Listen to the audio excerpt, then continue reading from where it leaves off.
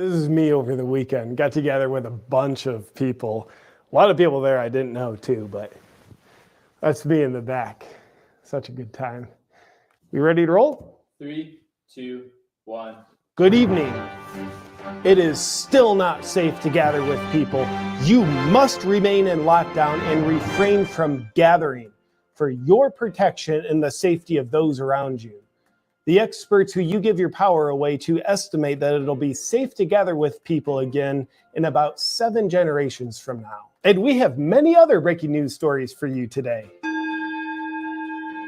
In a remarkable feat, the Moderna vaccine trials have shown the vaccine to be 94% effective in preventing COVID-19 symptoms. This is just what we in the world needed to hear. Almost as remarkably, COVID-19 has been shown to be 80% effective in preventing COVID-19 symptoms, as 80% of infected people simply don't have any symptoms. But for the individuals who do not receive a COVID-19 infection to protect them from COVID-19 symptoms, the vaccine is looking like a powerful pathway at preventing COVID-19 symptoms for them. It's without a doubt the most reality-based breakthrough a company has ever shown on their own product. In other news, you don't know anyone who's gotten the flu or a cold since last February, do you? Right? That's because those things don't exist anymore. Let's not think about that any further. In Japan, during October alone, there were more suicides related to the misery of the lockdowns than there were deaths from COVID in all of 2020. Experts suspect the only way to reduce the number of suicides from the lockdowns is with more strict lockdowns. This just in, officials who impose lockdowns on societies who don't want them are not held accountable for the deaths caused by the lockdowns. Experts agree schools need to stay closed indefinitely to protect our children. This year to date, there's been 127 kids under the age of 18 who have died from COVID. Yet there's been 26,333 total deaths this year. Luckily, the things that are killing 206 times more kids than COVID appear to be far less deadly than COVID and need not be worried about while we continue to worry about COVID. Even though the numbers I just read are straight from the CDC website, the fact checkers will check this video out as false information that could mislead people. Oh, and this just in. Suck it, fact checkers. I blacked out. Where were we? In Austin, Texas, the leader of the Communist Party, Mayor Steve Adler, told residents they must stay home in lockdown while he was on vacation in Mexico. In lockdowns, dictator Eric Garcetti has canceled everything. A very precise, nuanced strategy to use lockdowns to help kill people before a virus can kill them. Now, if there's one thing we can all agree on, it's lockdowns simply save lives. They're unquestionably the right thing to do. Though oddly enough, the World Health Organization is now urging world leaders to stop using lockdowns. The World Health Organization's Dr. David Nabarro has said the reason for not using lockdowns anymore is because of the hunger and poverty they cause. However, in our good medical conscience, we have to classify this doctor's medical perspective as Russian misinformation. It is appalling that Russia could even say that he said lockdowns cause hunger and poverty. In other news, The Lancet reported an estimated 265 million people will be facing acute food insecurity by the end of 2020. And it's estimated lockdowns will push an additional 150 million people into extreme poverty. It's clear that the public and the experts who are allowed to talk want more lockdowns. Facebook still has election-related posts labeled as Joe Biden is the projected winner of the US presidential election. And it's kind of making people who don't know how to not think ask, what are they trying to cover up?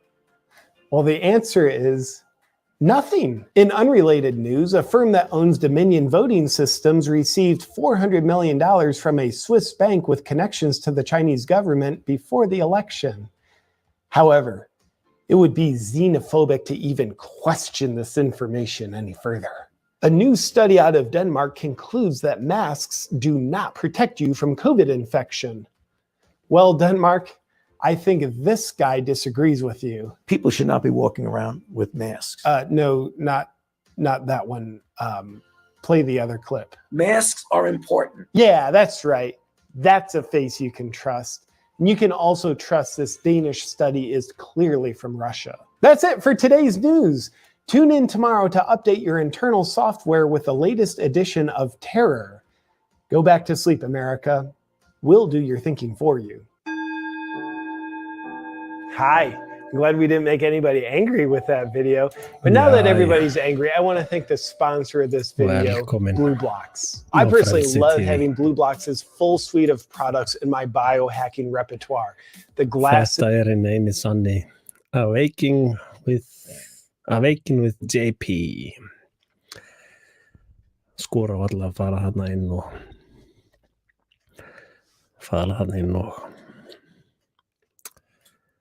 og lækan og strækan. En ég sem sagt Mr. Axel Pétur Axelsson, Dr. Axel Pétur Axelsson. Og sé að hingað eru komnir nokkur hard fans. Kemur nú næstu engin nema ekki nema að vera nokkuð harðir.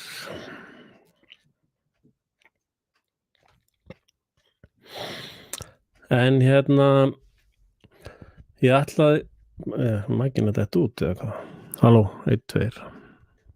Góða kvöldið, græni maður, green man. Lagið með hljóðið eða? Ég verð náttúrulega að hafa hljóðmenn hérna.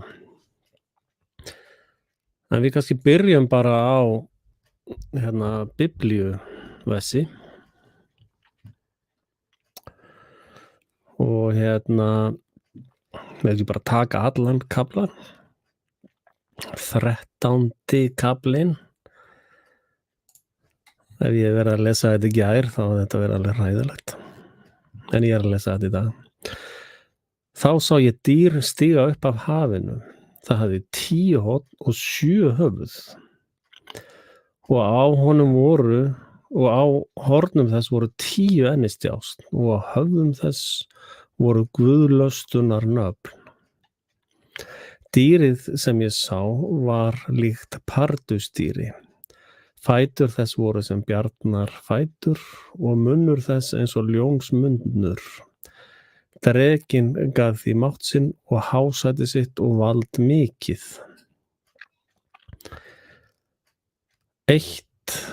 Gott hljóð í lagi segja ég. Eitt af höfðum þess virtist sært til ólífis, en banasár þess varð heilt. Öllu jörðin fylgdi dýrinu með undrun.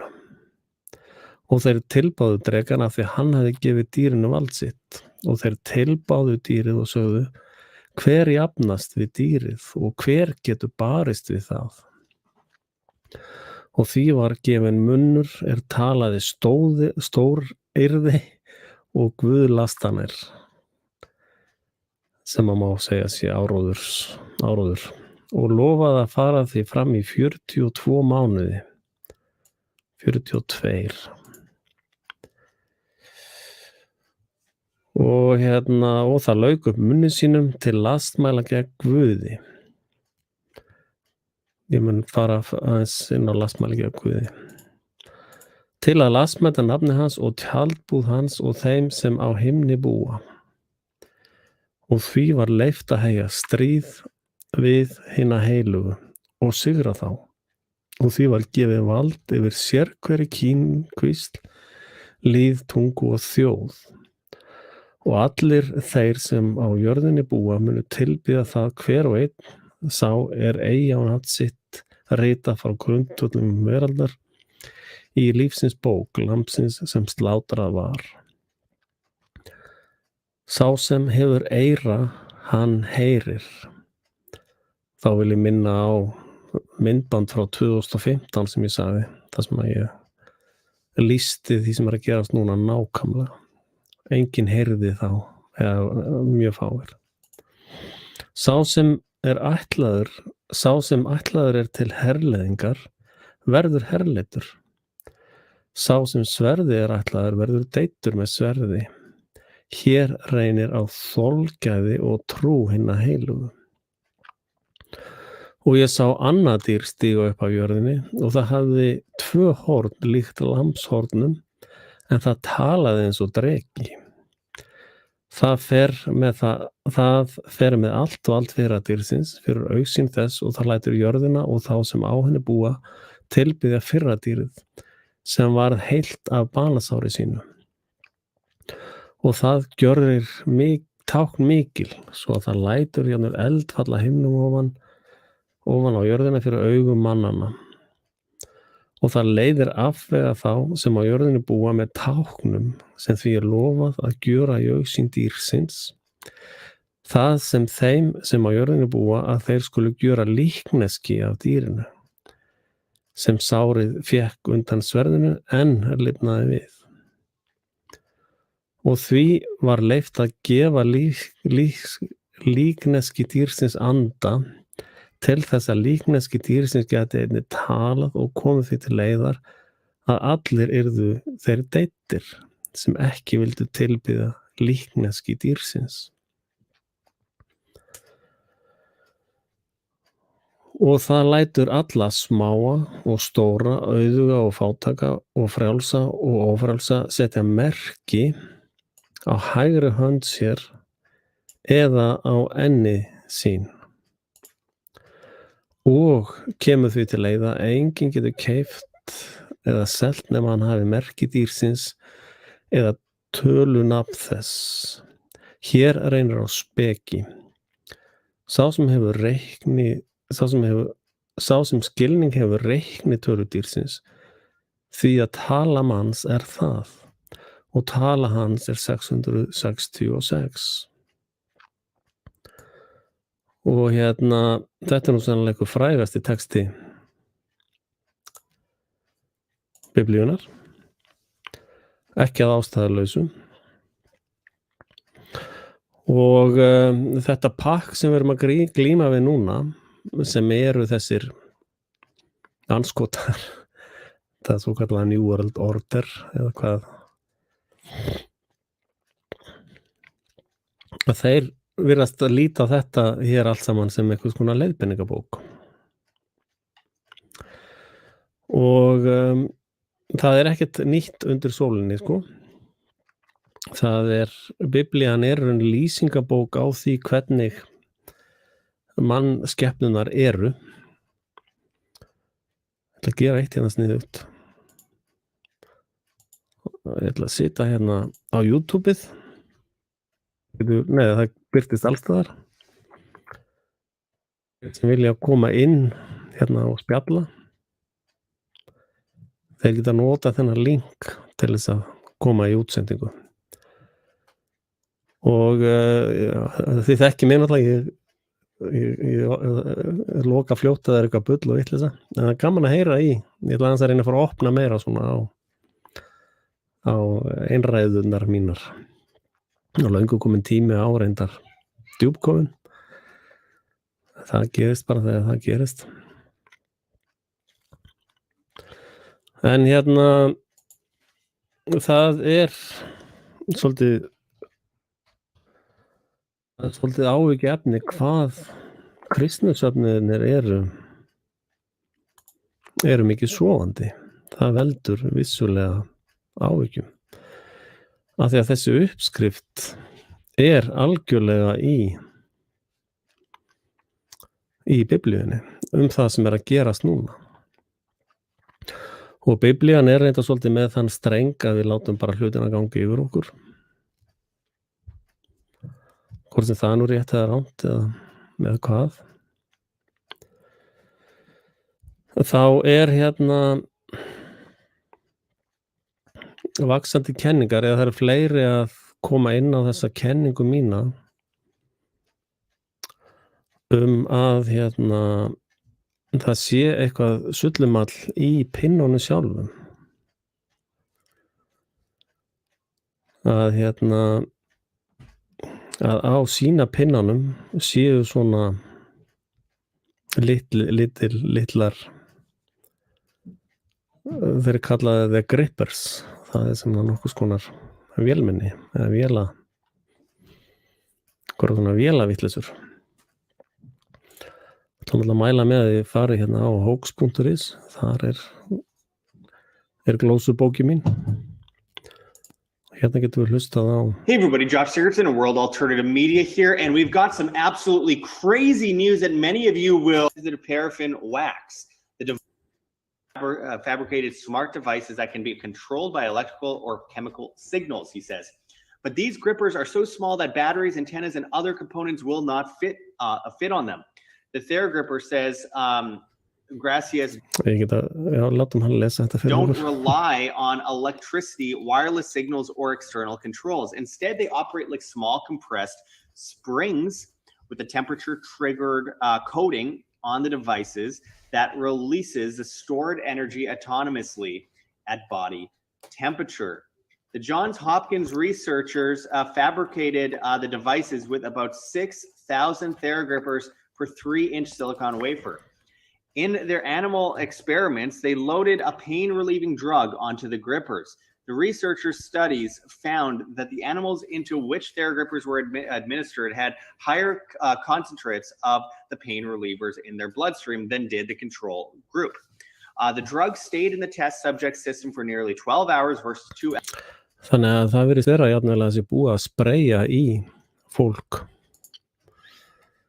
Að pinnin sem settur alveg aftur í heiladingul, að hann sé í raun bóluefnið eða eitrið.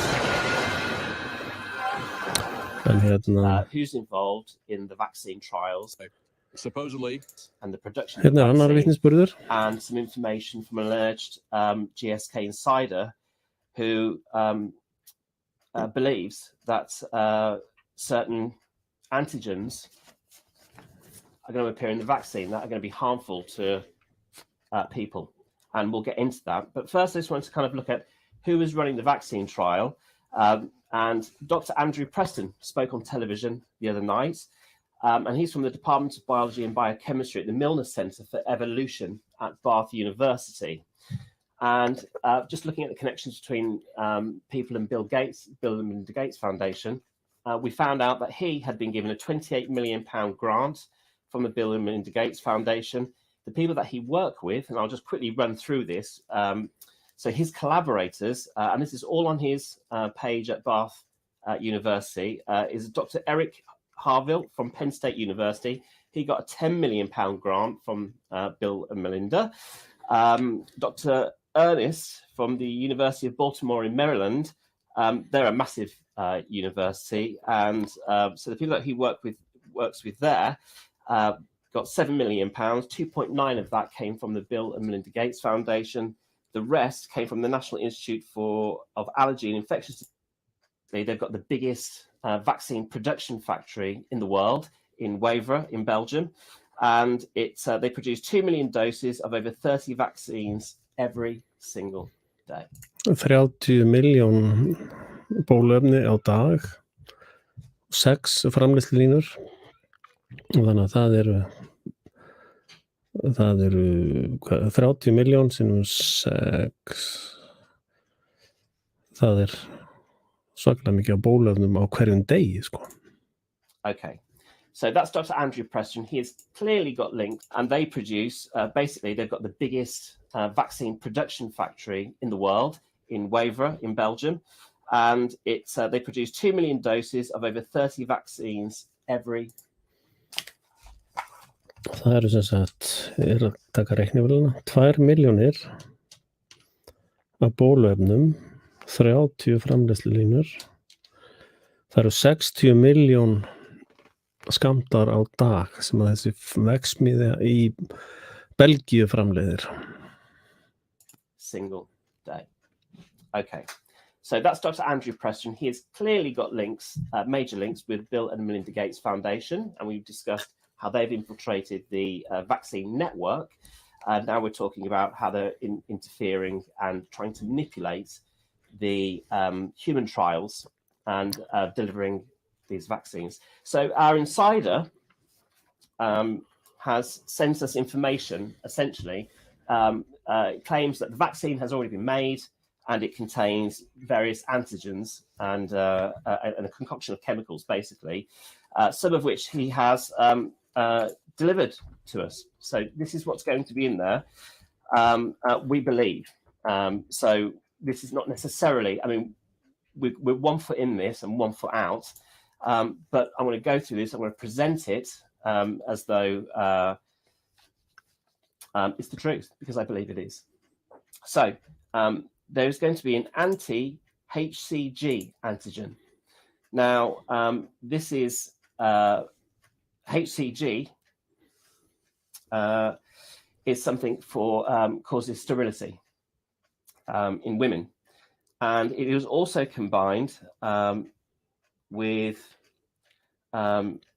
HCG and OLH and 37 amino acid carboxy terminal peptides, known as CTP, are also in there.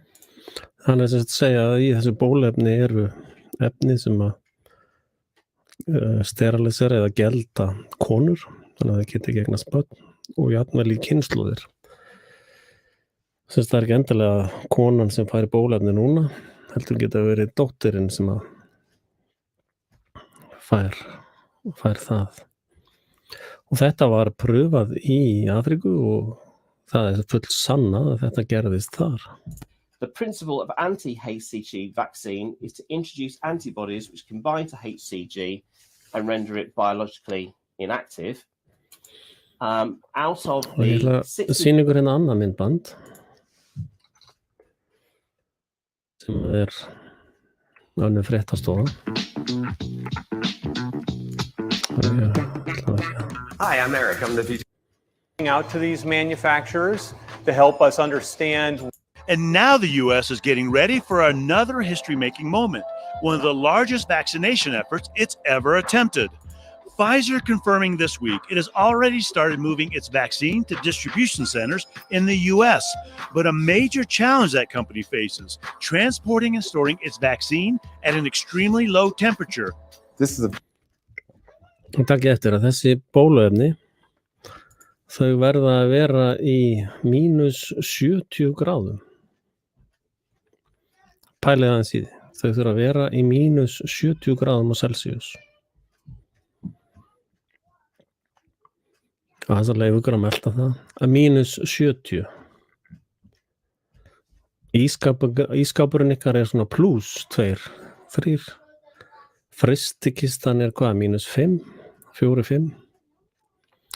Mínus 70 gráður á Celsius verður að geyma þessi bóluefni í.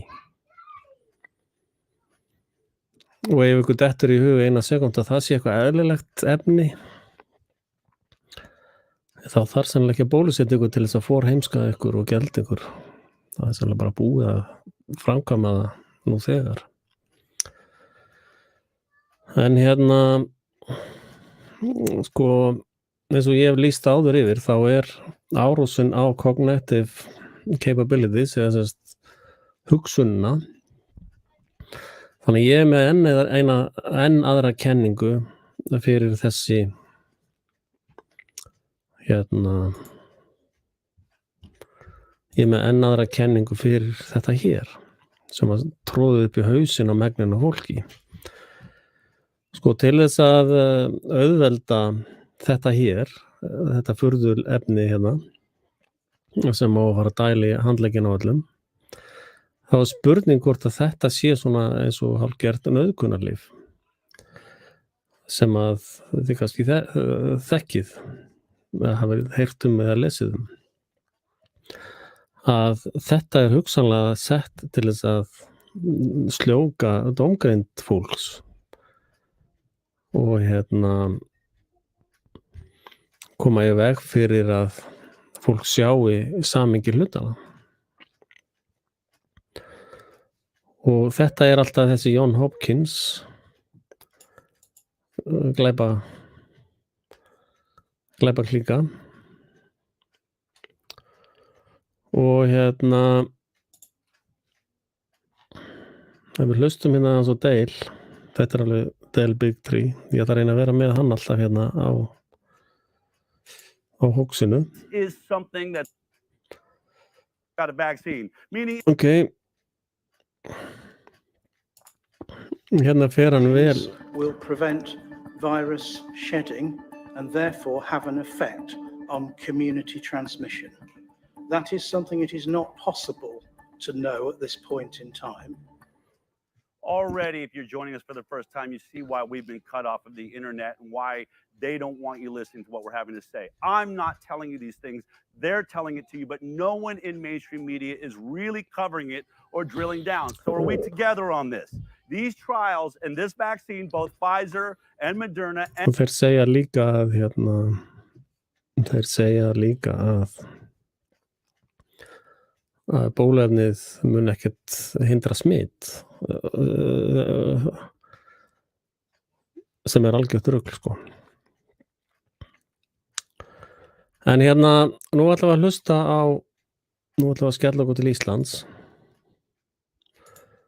og ætlum að hlusta á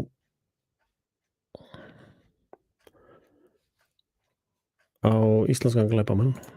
Við gengum út í 3. umræðu og það samþykkt. Þá ekki gert ráð fyrir frekari atkvæðagreiðslum í dag, en forseti gleðst yfir því hversu vel kerfið stóð sig eftir talsverðar þrautir í því á liðnum dögum.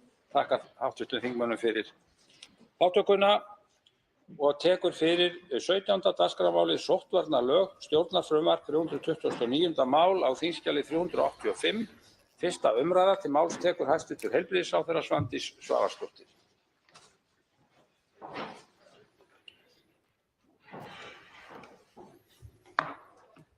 Virðulegi forseti, ég mæli hér fyrir frumvarpi til laga breytingu á sóttvarnalögum, númer 19/1997, en þann 14. september síðastliðinn skipaði ég starfshóp sem falið var að skrifa drög að frumvarpi til laga breytingu á sóttvarnalögum.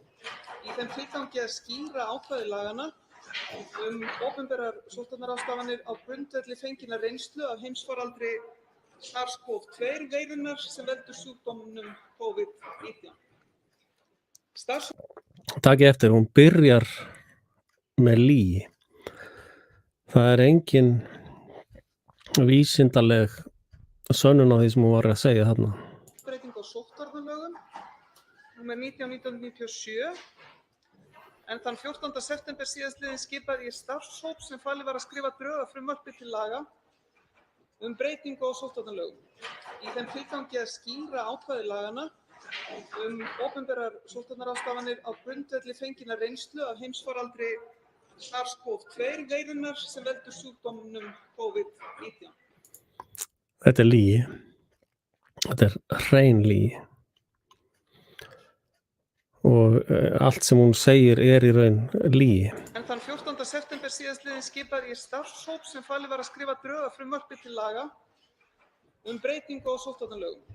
Í þeim tilgangi að skýra ákvæði laganna opinberar sóttvarnaráðstafanir á grundvelli fenginnar reynslu af heimsfaraldri SARS-CoV-2 veirunnar sem veldur sjúkdómnum COVID-19. Starfshópinn skipuðu fulltrúar helstu aðilar sem hlutverki hafa gegna þegar kemur að opinberum sóttvarnaráðstöfunum. Í þessum hópi sátu aðilar frá heilbrigðisráðuneytinu, embætti landlæknis, dómsmálaráðuneytinu, sóttvarnalækni, Landspítala, heilsugæslu höfuðborgarsvæðisins og embætti ríkislögreglustjóra. Þetta hjónaband eða samsuða framleitt í helvíti. Sko, nú vitið þið að ég svona yfir höfuð á móti dauðarefsingum. En sagan hefur kennt okkur að svona tarteringar enda í snörunni. Það hefur gerst áður og það mun gerast aftur. Af því að þessir glæpir eru svo svakalegir að mannkynið hefur ekki fundið neina aðra lausn heldur en að hengja þetta fólk. Og það sem gerðist í Þýskalandi, ekki lygasögurnar sem búið að sjóða í þig allt þitt líf, Það sem gerðist var það sem heitir aksjón T4 og það í sjálfum sér ekkert mikið 1. september 1939 og þá var þetta aksjón T4 sett í loftið og það eru þetta sem sagt euthanasia eða þjóðernishreinsanir eða genocide eða democide eða hvað vill kalla það. Og hér var það samþykkt að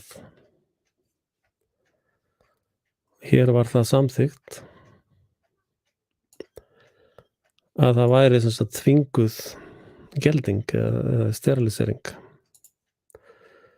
sem að eins og hann var að segja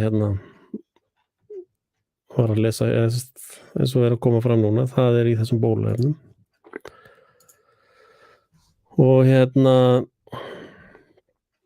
þetta það sem þeir kalla racial hygiene and eugenics sem sagt kynþátta hreingerningar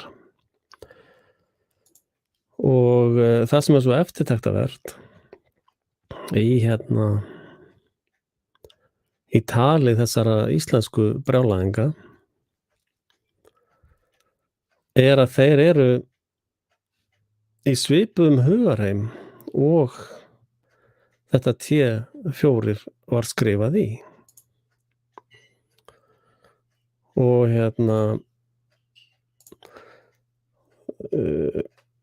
þess að hlusta á að leiða okkur að heyra í þessu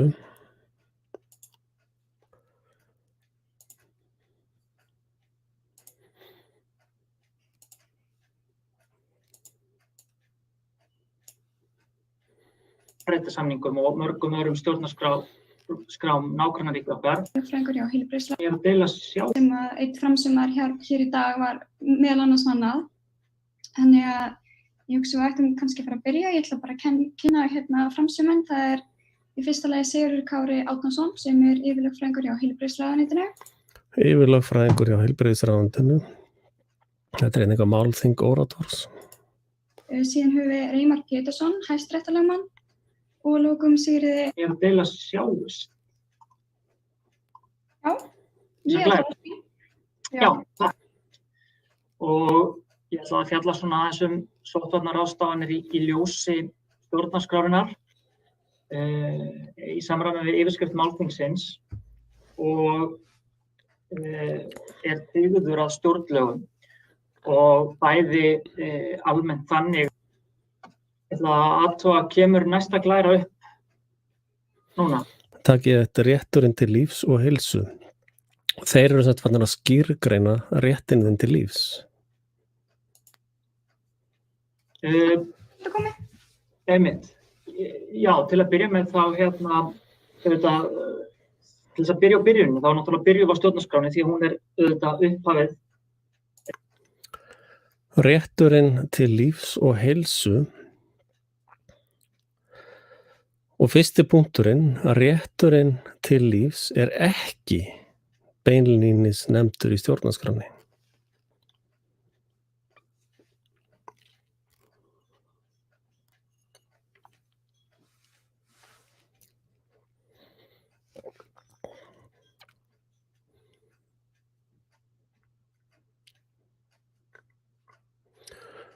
Rétturinn til lífs ekki beinlínis nefndur í stjórnarskránni.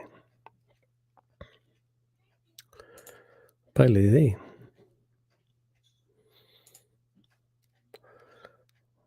Og ef við hellum okkur svo inn í lögin sjálf, ég var búin að highlighta þetta inn á einhverjum glósum hjá mér. Ef við förum í 5. greinina, þetta sem sagt fólk sem búin að ákveða það að þú hefur engan rétt til lífs nema þau veiti þér. Þeir eru sem sagt búin að yfirtaka skýrgreininguna á réttinum til lífs. Hérna fyrsta. Inngrip. Þetta skýringin á orðum og merkingum. Inngrip, götun eða skurður í húð eða ísetning áhalds eða framandi efnis í líkamann eða rannsókn á líkamsholi. Það þýðir sem sagt raskatið á þér og eyrun á þér og munnurinn og öll raskatin á þér. Með inngripi ekki átt við læknisrannsókn á eyra, nefi og munni, hitamælingum með eyrna, þarna var vitlaust. Með inngripi ekki átt við læknisrannsókn á eyra, nefi og munni, hitamælingum með eyrna, munn eða hörunds hitamæli eða hitamyndatöku, læknisskoðun, hlustun, ytri þreifing, sjónuspeglun, töku þvags, aura, munn sína utanfrá, mælingu blóðþrýsting utanfrá eða hjartalínurinni. Þarna verið að tala götun eða skurð í húð eða ísetningu áhalds eða framandi efnis í líkamann eða rannsókn á líkamsholi. Síðan takaði næst fyrir þá þessa læknisskoðun. Læknisskoðun þá bráðbirgðamat á einstaklingi sem viðurkenndur heilbrigðisstarfsmaður framkvæmir eða annar aðili sem til þess bær og ákvarða heilbrigt ástand viðkomandi og hvort hann skapi hugsanlega hættu fyrir heilbrigði annars fólks. Og getur skoðunin einnig náð yfir athugun heilbrigðisskjala sem og líka skoðun eftir því sem réttanlegt miðað við aðstæður í hverju tilviki. Ónæmisaðgerð. Skipuleg aðgerð sem örvar ónæmiskerfi til að halda smitsjúkdómum í skerfum í samfélaginu, svo sem með bólusetningu eða gjöf mótefna.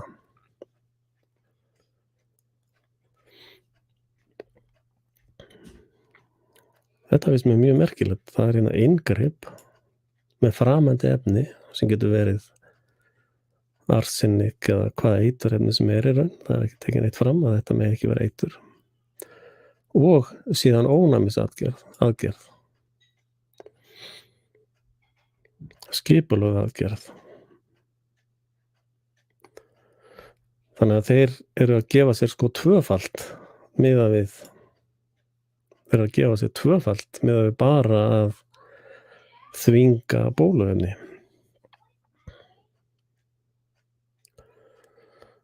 Og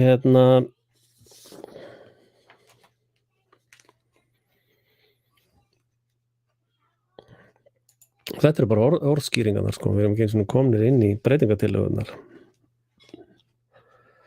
Og þetta svona svipað og T4 að mörgu leyti.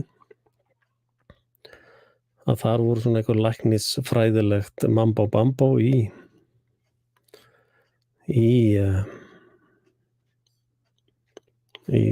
læknispælingunum. Within the Nazi administration, the idea of including the program, Nazi fasismi, það raun samrumni einkafyrirtækja og ríkisins. Og við sjáum núna flugfélögin eru farin að banna og öll einkafyrirtækja að banna þeir að hafa viðskipti nema þú takir bóluefni.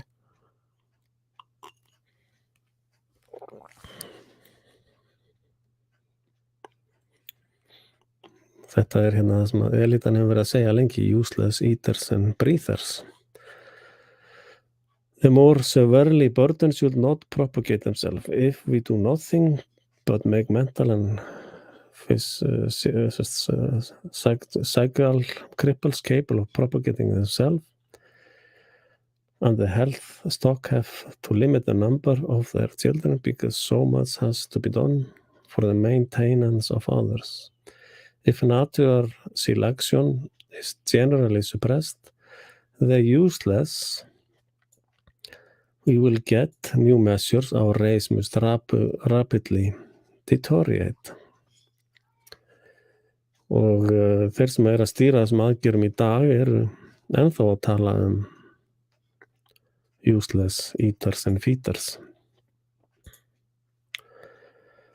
Og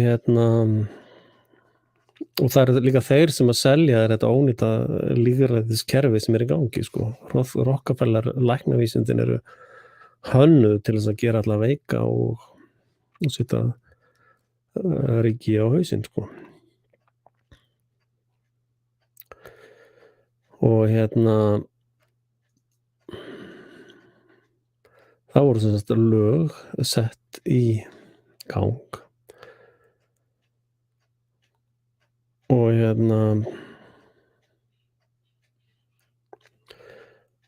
Hitler authorized the creation of the Reich Committee, þetta var nefnd, sko, sjáðu, for the scientific, þetta var vísindalegt, registering of serious heredity and cognitional illness, cognitional, það sem er að eyðileggja núna með cognitive sem sagt meðvitund. Og led by Dr. Administered by Herbert Brandenbauer, það tveir kallar bara, were authorized to approve application to kill children in relevant circumstances. Through Bauer left the detail to subordinates, og þann skildi eftir, sko, framkvæmda svona detailina til undirmanna sinna. Útrýmingaaðgerðirnar fóru fram á 6 spítölum, Bernburg, Brandenburg, Graf, þessar borgir 1, 2, 3, 4, 5, 6, já. 1,000 children under age 17 were killed at the institution, but sem sagt. Og þetta var líka í Austurríki. They played a crucial role in developments leading to the Holocaust. Já, það nú önnur saga.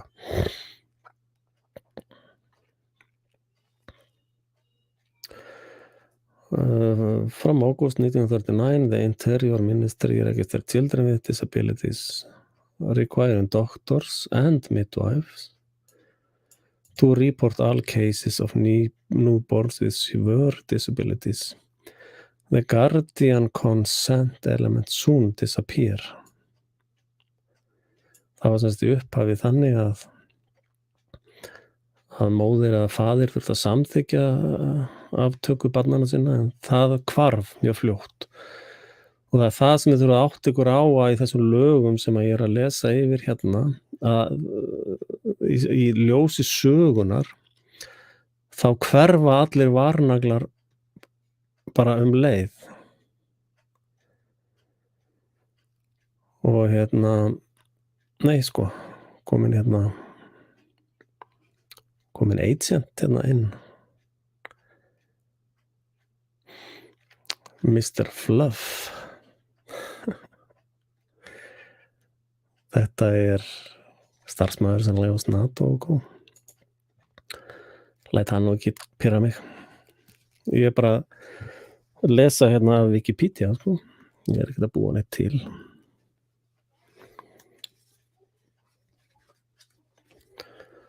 Those to be killed were identified.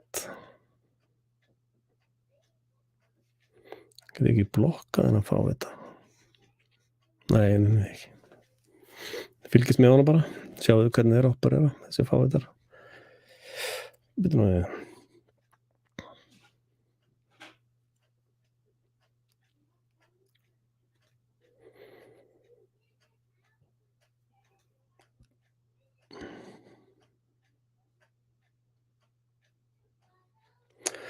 Those to be killed were identified as all children under 3 years of age in whom any of the following serious hereditary disease were suspected.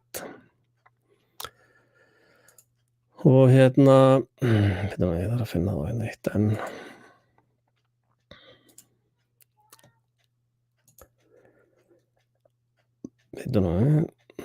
Hérna það.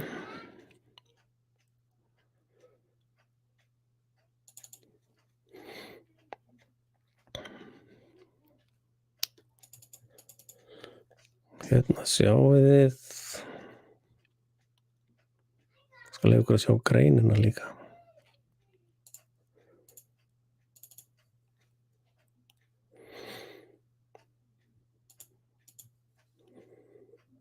Hérna grein sem að birtist í The Telegraph. Og hérna þeir segja killing babies no different from abortion, expert say. Og þetta ekki frá því 1939, þetta frá því 2012. Og þessi greinagerð var gerð 2011.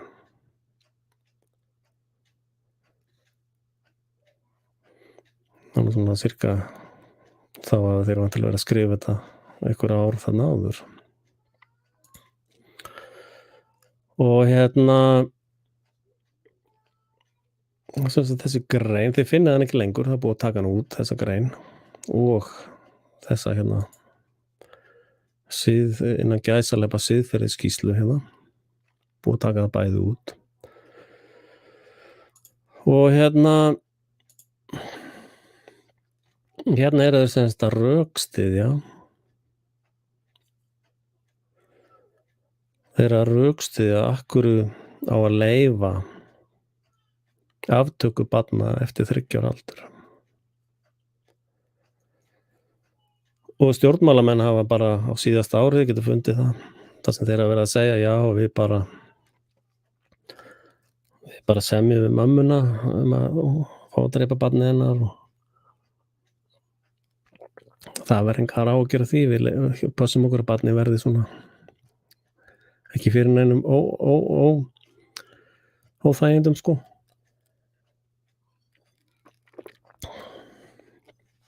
Og hérna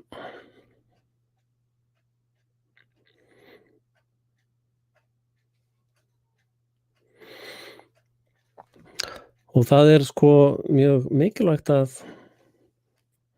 lesa sko hugsunina. Hver er hugsunin fyrir því að beita eftir fæðingu fóstureyðingu? Hvers vegna á maður að beita því? Eða hvers vegna á maður ekki að beita því? Hvenær drepur maður mann og hvenær drepur maður skepnu? Já, þið vitið náttúrulega að það getur öllum mínum rásum verið lokað í þessari útsendingu, þannig að þið eru náttúrulega snillingandi mínir að taka þetta upp beint. Þannig að við hafum það á hreinu. Abstract. Abortion is largely accepted. Ég hef aldrei samþykkt fósturmorð, sko. Even for reasons that do not have anything to do with the fetus health. Og það ég með hérna verkefni í vinnslu, psygot.is. Þeir sem viljið styrkja það eru velkomin til þess. Og hérna, það PDF-in, já.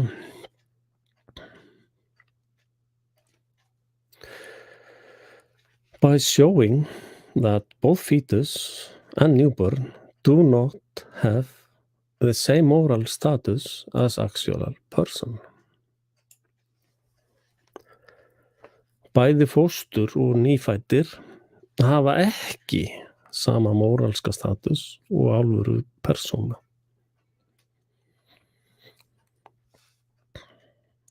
Pæliði því. Því að sko það búið að skýrgreina almenning sem barbarian eða villimenn og að þeir eru ekki í alvörunni persónur.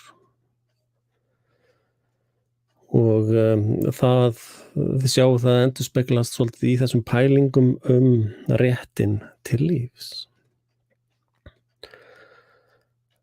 Og hérna þeir að útskýra það. The fact that both are potential person is morally irrelevant. Staðreyndin að börn til 30 ára aldurs og fóstur eru mögulega persónur kemur málun ekkert við. Og ættleiðing and adoption is not always in the best interest of actual people. The author argue that what we will call after-birth abortion, killing a newborn, should be permissible in all the cases where abortion is, including where the newborn is not disabled. Og ég nú sannlega eini Íslendingur sem hefur kært Landspítala Íslands fyrir að myrða barnið mitt. Það náttúrulega enginn áhuga að taka það upp þegar ég ákærað var hent út. Það var greinilega brot á lögum sem að ef við förum hérna þetta hvarf mjög fljótt og ég lifandi vitnisbarður það að öll lögin í fóstureyðingarlögunum það sem að stendur að samráð skal haft við föður því var öll að hent út glugga mjög fljótt.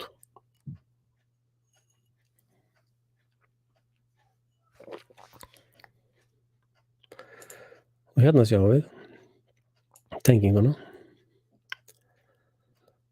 að those to be killed were identified as children under 3 years of age in whom any of the following serious hereditary disease were suspected.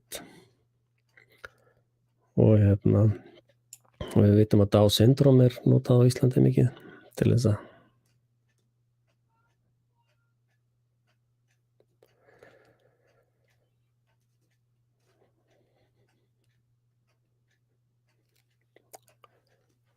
og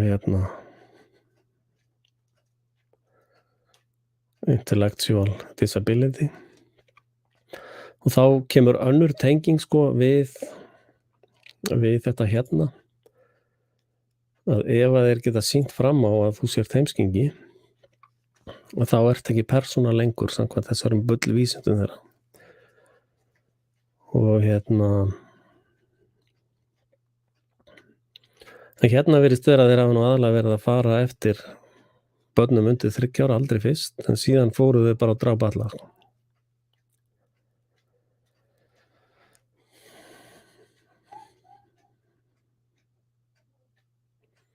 Já, tökum við alla hérna.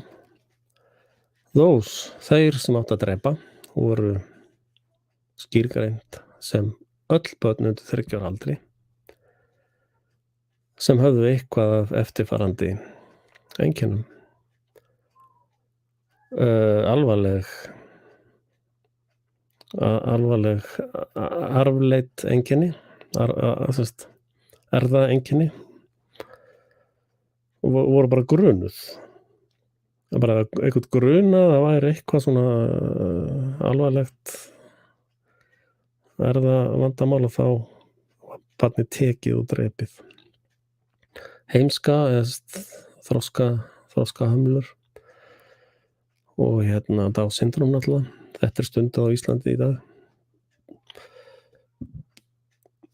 Sérstaklega þegar tengt við blindu eða heyrnarleysi.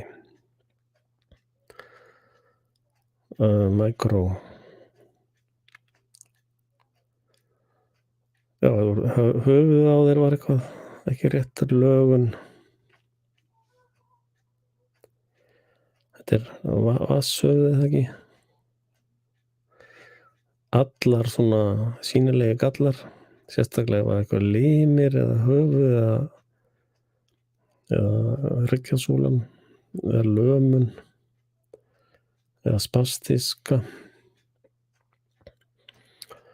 sem allt saman, þetta allt saman einkenni bóluefna, ef móðurinn fær bóluefni.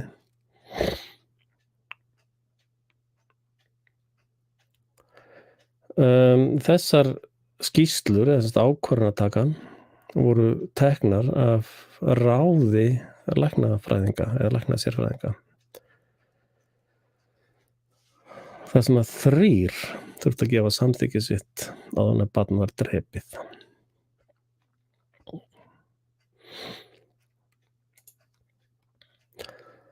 Og ef við höldum áfram að lesa í lögunum, ég ætla bara að fara yfir það sem ég yfirstrikaði sjálfur. Númer 12 sóttkví, ég ætla ekki að fara alveg í það núna.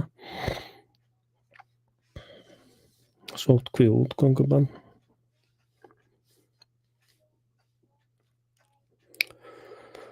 En í 3. grein,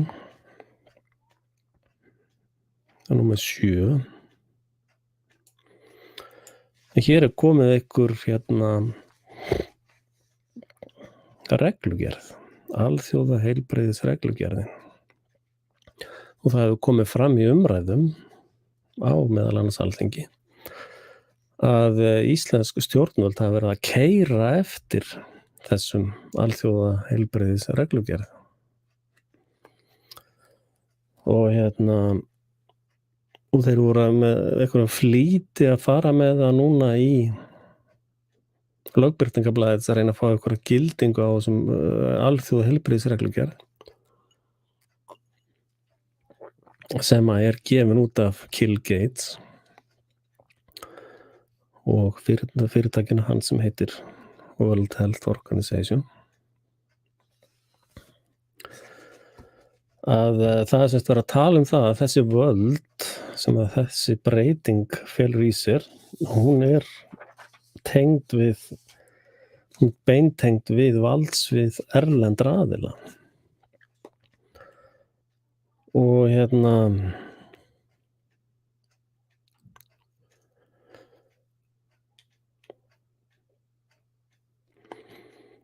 svo kemur og sótt varnalækni, og þið munið að voru þessi medical export. Þetta var sem sagt var panel af læknis hvít sloppaglæpunum. Það þetta sóttvarnalæknir. Það bara einn á Íslandi, sko. Það bara einn gaur sem að ræðir þessu í Þýskalandi. Eða Hitler vildi hafa á 3. Þannig ef eitthvað þá var þetta verra. Sóttvarnalækni heimilt að fela tilteknum aðilum, svo sem ríkislögreglustjóra eða stofnun, ekki sagt hvaða stofnun, bara einhver stofnun, að rekja smit, til dæmis þegar farsótt geisar á landinu. Sóttvarnalæknir ber ábyrgð á smitrakningu í þessum tilfellum. Það sem sagt draumur hvers nýðings að það total tracing, sko. Og nú förum við í 11. greinina. Númer 4.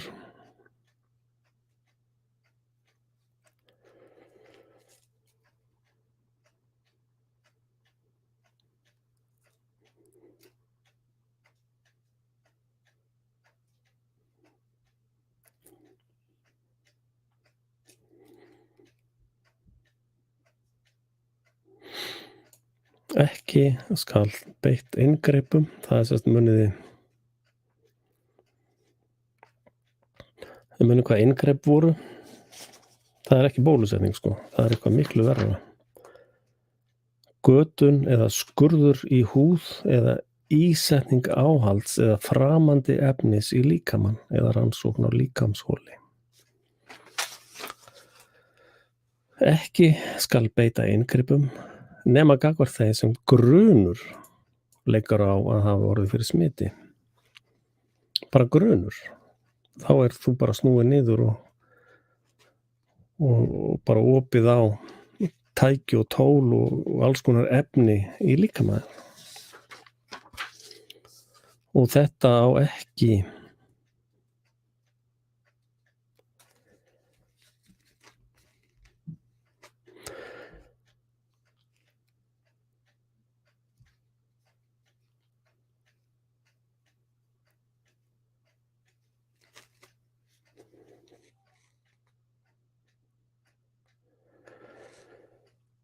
Ok. Og svo það hérna, hvað þessi grein? Já, síðasta hlutin í 4.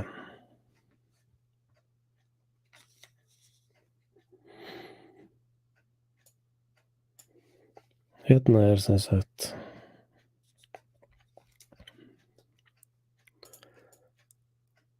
ef að ráðherra telur, og athugið það, þið munið það sem hún sagði hérna, hún byrjaði raun að ljúga, sko.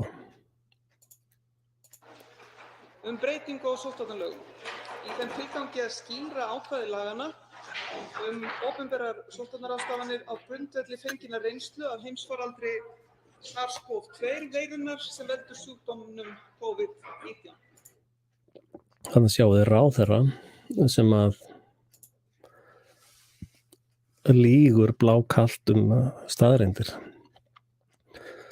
Það engin, fyrsta lagi engin sönnun fyrir vírusnum, nema keyrt á 45 snúrungum í PCR-tæki, sem sannar ekki neitt.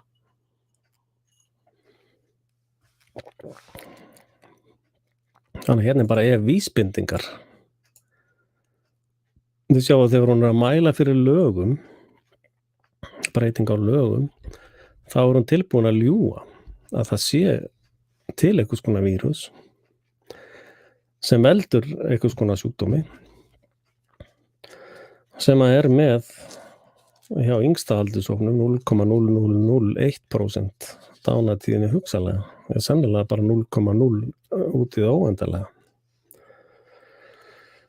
Og eins og þið sáu hérna, þá í svona ástandi þá hverfa þessir góðu prósídjurar mjög fljótt, að þetta fólk sturlaðir bavíanar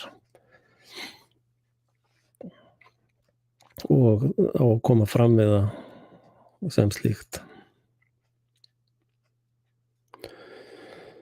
Síðan hérna aðeins neðar. Og þau áttu ykkur á því að hér víða sagt sko ferðamaður þetta og ferðamaður hitt, það bara blekking, þetta á við alla. Þeir túlka lögin bara eins og þeim hentar og þeir segja bara þessi sýking og þessi vírus og þetta hitt í gangi og þeir þurfa ekkert að sanna það fyrir neinum. Bara sanna það fyrir hvora öðrum einhvern veginn.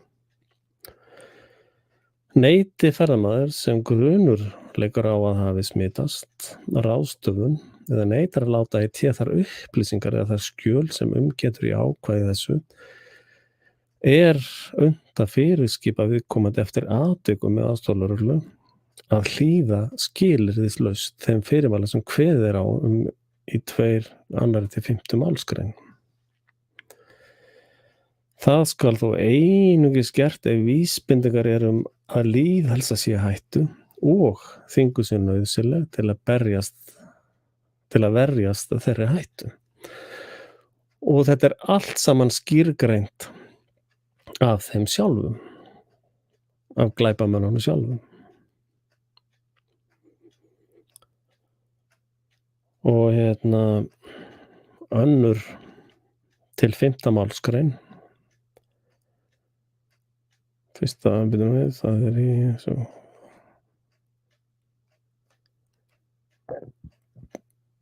2 til 5. Þetta grein. Reikna með þessi á hérna.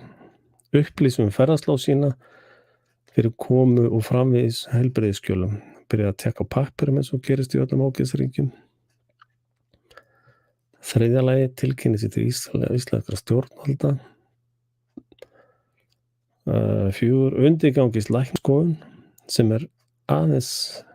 eins lítið nærgöngul og undir til þess að ná settu lýðheilsu markmiði.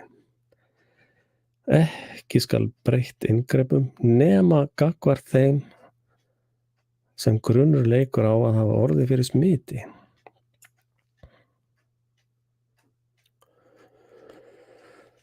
Og við munum að inngrip götur eða skurður í húð eða ísetning áhalds eða framandi efnis í líkamann eða rannsókn á líkamsholi.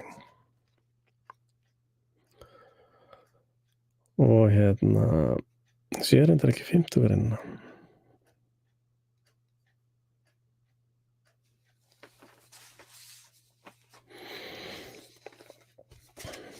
Og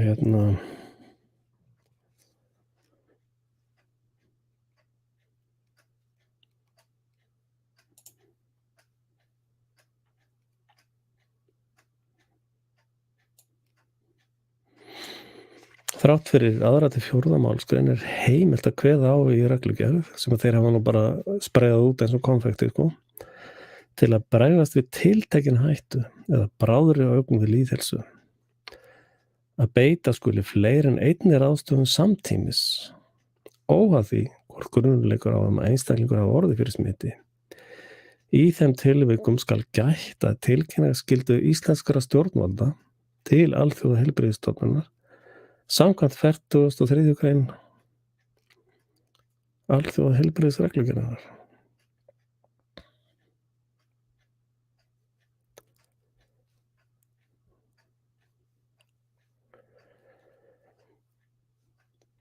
Þegar ferðamaður líka innanlands, ef þú ert að fara frá Keflavík til Kópavogs, þá ertu orðinn ferðamaður. Þannig að það hellingur að líka lýs hérna sko, lagablekkingar.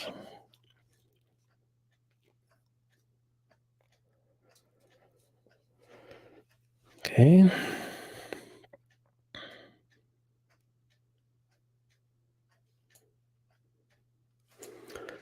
Þegar sóttvarnalækni berst tilkynning að einstaklingur hafi smitsjúkdóm, og þegar við tölum smitsjúkdóm þá það sú skýrgreining mjög opin af þeirra hálfu sem hefur sannast núna í þessari hóksi núna. Hafi smitsjúkdómur,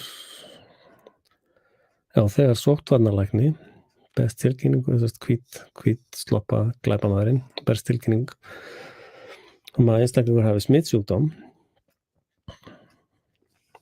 tekur hann afstöðu til þess hvort grípa þurfi til frekar aðgerða. En heilbrigðisstarfsmaður hefur þegar til frekari aðgerða en heilbrigðisstarfsmaður hefur þegar gert til þess að fyrirbyggja þetta útbreiðslu smits sem getur ógnað almannaheill.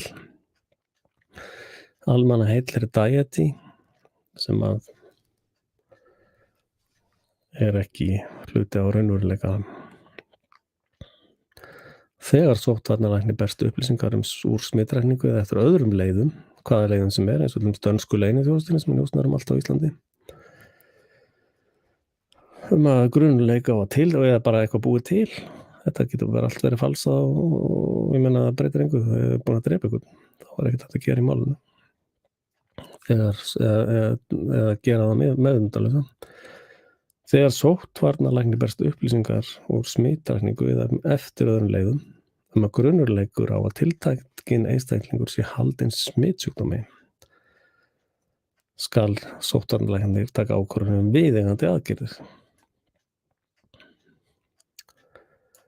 Með aðgerðum hér meðal annars átt við læknisskoðun, sóttkví, einangrun eða aðra viðeigandi ráðstafanir sem miða að því að hefta að smitaður einstaklingur eða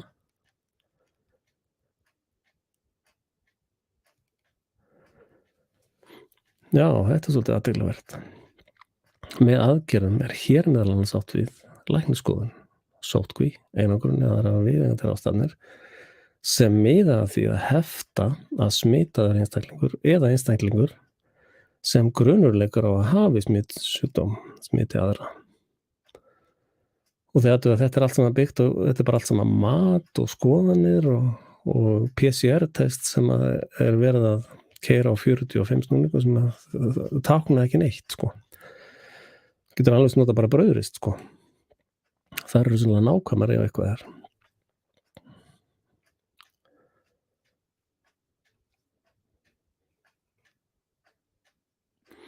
Þessi sóttvarnalæknir sem sagt bara hálfgerður einræðis herra.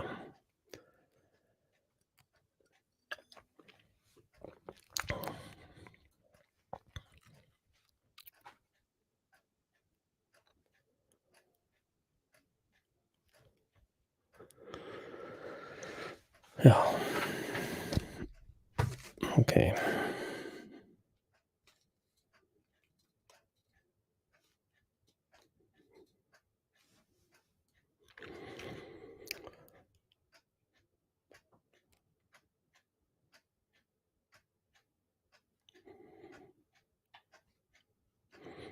Já, hérna sjáum við ráðherra veiti sér bara allsherjarvald. Ráðherra getur kveðið á nánara fyrirkomulag ráðstafana sem þessu ákvæði reglugerð og innleitt að öðru leyti alþjóða heilbrigðisreglugerð, alþjóða heilbrigðisstofnunar. Þessu sem stýrt erlendis frá af Bill Gates. Já. Já.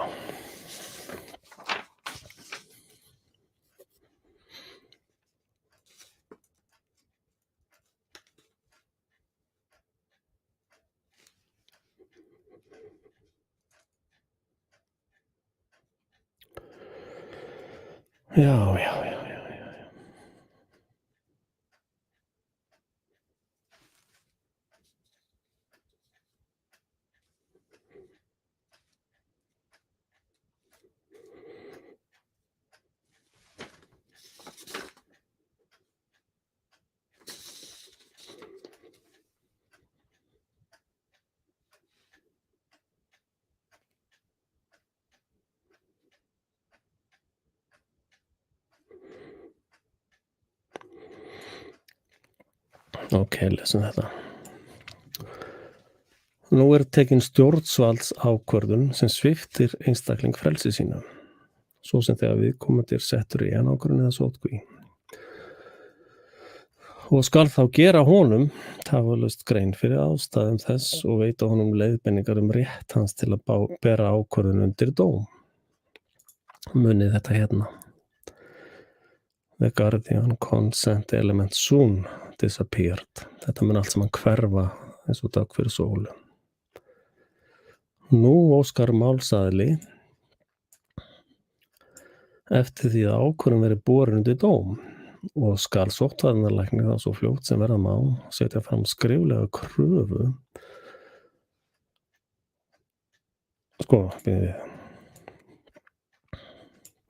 Nú óskar málsaðili eftir því að ákvörðun verið borin undir dóm og skal sóttvarnalæknir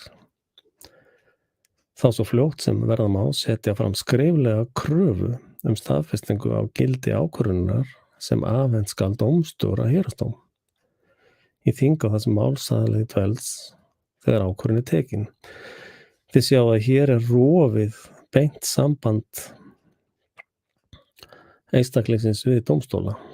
Það bara sóttvarnalæknir sjálfur sem sér að fara með máli fyrir dóm.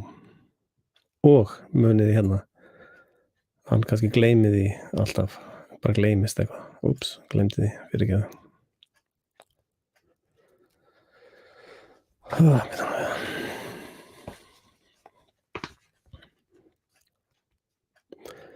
Í slíku máli skal sóttvarnalæknir talinn sóknaraðili málsins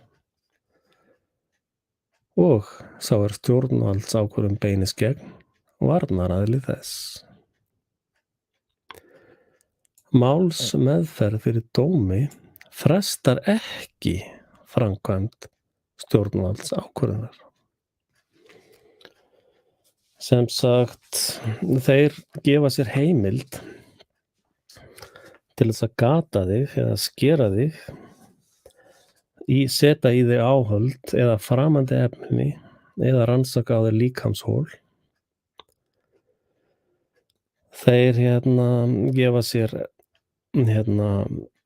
heimild til þess að skipulag aðgerð til að örva ónæmiskerfi til að halda smitsjúkdóm í skefjum í samfélaginu sem þeir hafa ekkert sannað, það liggur engin sönnun fyrir. Svo sem með bólusetningu eða gjöf mótefna. Þannig að þeir eru að veita sér heimild til þess að gefa þér framandi efni, bara með áhöld og skera þig og gefa þér efni sem þarf að geyma í -70 gráðum. Og þú hefur engan aðgang að dómstólum sjálfur eða sjálf. Það bara sóttvarnalæknir sjálfur sem fer fyrir dóminn. og þá væntanlega þegar hann bara búinn að framkvæma allt sem hann vill framkvæma að þér. Þetta svo sturlað að ég bara átta mig ekki á því hvað í gangi og ég átta mig ekki á því hvað þið eru sofandi. Þið þessi 5 sem eru að horfa á mig. Í skriflegri kröfu sóknaraðila skal jafnan að koma fram að nafn, kennitala, heimilisfang og varnaraðila og hvar sá síðarnefndi dvelst meðan á meðferðarmálsins stendur og eftir atvikum símanúmer hans. Þar skal vera ítarleg lýsing á málavöxtum og ráðstöningur fyrir nauðsyn þess að grípi sér til umrædda úrræða með stjórnvaldsákvörðun. Þá skal geta þeirra lagaheimilda sem ákvörðun byggir á. Að loks skulu talin upp önnur þau gögn sem lögð eru fram, svo sem afrit stjórnvaldsákvörðunar. Sóttvarnalækna heimild í kröfugerð sinni að víkja frá ákvörðun sinni og gera kröfu breyttan vistunarstað varnaraðila. Sé þess krafist getur dómari einnig sett að skilyrði að varnaraðili hafi á sér búnað, svo sem að unnt sé að fylgjast með ferðum hans. Þá má að kröfu sóknaraðila skylda varnaraðila til að afhenda vegabréf sitt á meðan að frelsisvitningu stendur ef hætta þykir að hann reyna að yfirgefa landið. Dómari skal taka málið fyrir án tafa og hraða meðferð þess svo sem kostur er. Það ekki gefin inn í dagsetningar eða neitt, bara hraða þessu svona. Og það sem við getum lært af T4 að allt þetta fagurgala hjal þegar svona operation komin í gang, það fíkur bara út í veður og vind, sko. Svo hérna var þetta þeir byrjuð að tala sem sagt bara drepa bara börn sko til 30 ára aldurs á einhverjum svipuðum rökum væntanlega á hér. En síðan enduðu þeir í að drepa alla, fullorðna líka. Þannig að hér verið að skrifa lög fyrir skepnur. Þeir sem að hugsa svona eða láta sér detta svona í hug ekki lengur manneskjur eða menn. Eins og Jón Reykjavísson sagði, hvenær drepur maður mann og hvenær drepur maður ekki mann. Ekki maður sem sagt skepna eða monster samkvæmt Black Law.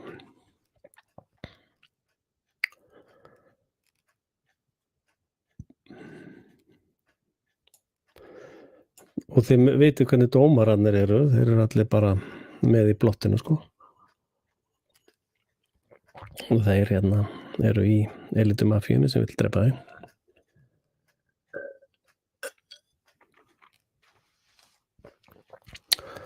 Dómari skal kynna varnaraðila, kröfu sóknaraðila og gefa honum kost á að tjá sig hana nema ástand hans sé þegar svo hátt að hann sé ekki mögulegt. Ef ekki unnt að kveðja varnaraðila fyrir dóm skal veita honum færa að tjá sig framkoma kröfu í símtali eða með annarri fjarskiptatækni sé þess nokkur kostur. Semst á meðan þú ert í vörslu helvítis og andskotans, þá eru þeir náttúrulega geta framkvæmt á þér alls konar uppskurði og sprauta alls konar efnum í því og síðan fara þeir bara sjálfur fyrir dómar og segja, já, það eitthvað smá vesen og það verður náttúrulega bara gert í bunkum, sko. Það verður bara nokkur 100 bunkar setti fyrir dómar og hann stimpla og svo kellingi, það stóð með að dómar bara stimplar allt saman. Þeir mun ekkert fara yfir hvert mál fyrir sig, sko. Dómari skal kynna varnaraðili kröfu og það má bara gera í símanum. Bara hringir dómari, segja, já, heyrðu það, hérna. Þú búin að vera óþekkur eða óþekk og hvað var við komið að segja?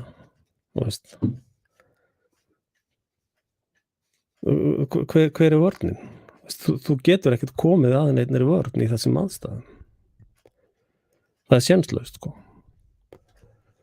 Þú ert í fangaklefa lögreglunar með lækni upp í raskatinn á þér með hnífa og tól og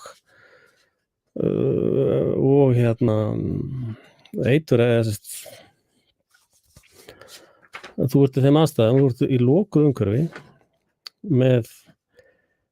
með göt og skurða og húð, þú ert með áhöld sett í þig, þú ert með framandi efni í líkamanum, þú ert með efni til þess að örva ónæmiskerfið og þú ert með einhvers konar mótefni.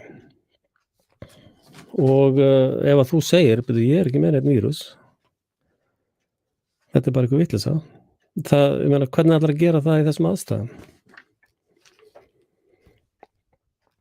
Það er bara ekki hægt.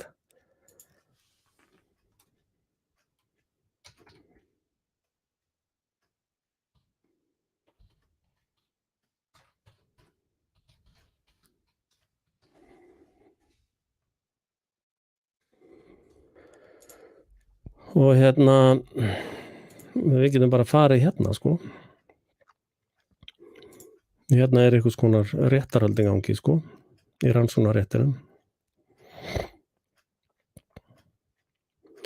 Og þetta er raun bara svipað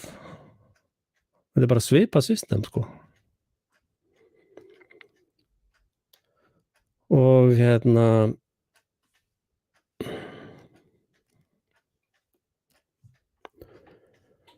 þá ert þú bara í einhverjum svona aðstæðum hérna, skilur. Þá ertu bara í einhverjum svona aðstæðum þar sem að verið að gera alls konar við þig, sko.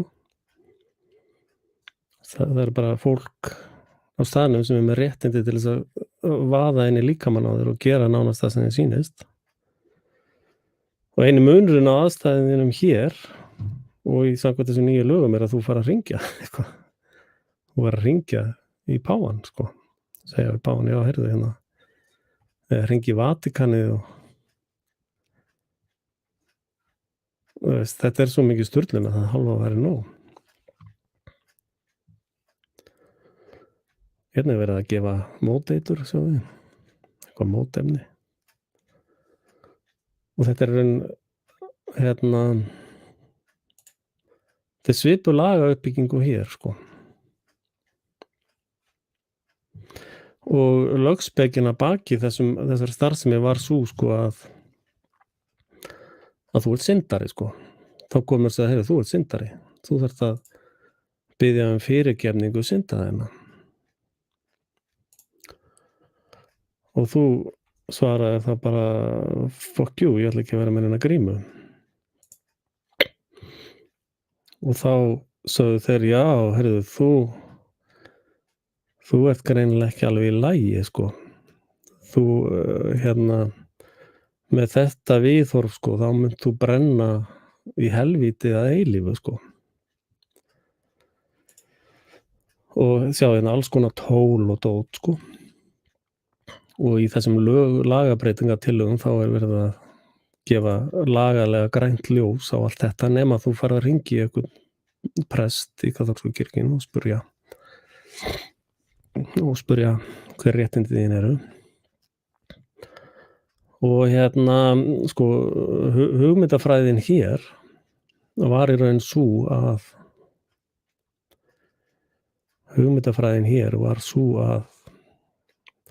ef að þú vildir ekki kaupa aflátsbréf og játa syndir þínar samkvæmt skilgreiningu þeirra þá pyntuðu þeir þig fyrst til þess að fá þig til þess að samþykkja og allt þetta. Svo þetta var allt saman svona formlega vel útfært, sko. Og sjáum við alltaf þennan kall hérna. Og ef þú viðurkenndir ekki að þú verið syndari og ef þú varst ekki tilbúin að borga aflátsbréfin þá varstu pyntaður eða pyntuð. Þetta er hugarheimur þessa fólks sem stóð í þessu og það sem er í gangi núna byggir mikið á þessari hugmyndafræði. Og nú síðan ef að þú þráaðist við eftir allt þetta, þá var bara nei, ég bara gengst ekki við þessu. Þetta allt eitthvað miskilningur bara. Þá var farið í næsta stig, sem sagt, næstu hugsun. Og þetta voru allt saman villukenningar náttúrulega og bráðsmitandi hugsýki sem þetta fólk var með, sko. Þannig þurfti að bregðast við því til þess að bjarga almannaheill og til þess að bjarga þeim sjálfum frá sjálfum sér. Að þá var hugsunin sú, sko, í staðan fyrir að brenna eilífð í helvíti, þá væri betra að brenna því allavega bara í hálftíma. Þannig, sko, þetta fólk hérna trúði því að það var að hjálpa þessum hérna. Það trúði því, í alvörunni. Þetta sagði ég náttúrulega aldrei neinn nokkuð tímann, sko. Og hérna, þannig að þessi sturlun komin aftur. Hún hefur ekkert farið neitt langt. Og hérna, síðan hérna, dómari skal skipa varnaraðila talsmann samkvæmt ákvæðum laga meðferð sakamála verjendur og gefa honum kost á að bera fram óskum að vera skipaður. Það alltaf þessi hérna kall sem prestur líka, sko. Það hérna, þessi sem situr alltaf hérna. Hann svona eitthvað skona verjandi eða eitthvað. Og hérna, við vitum nú þegar að þá nokkuð ljóst að þá nokkuð sjá þessi hérna, situr alltaf hérna, fulltrúinn, dómarinn. Ég veit ekki hvort að dómarinn ætlar að vera með aðsetur bara í þessum dinsum eða þessum stöðum þar sem þetta framkvæmt. Veit það ekki. Sjáum til. Þannig að þessar lögfræðikúnstir eru bara blekking.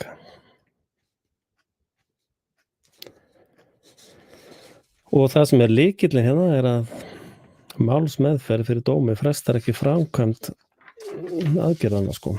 Þannig að aðgerðin framkvæmt og síðan máttu fara í mál.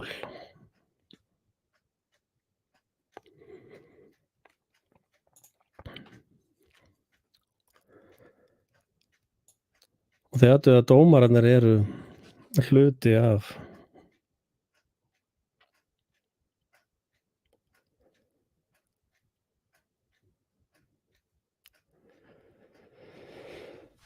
hérna, já. Þetta sem sagt fullkomin sturlun. Og hérna ég aðeins að leyfa ykkur að hlusta hérna, þannig að ég skrepa á tójan. Að þessu öllu.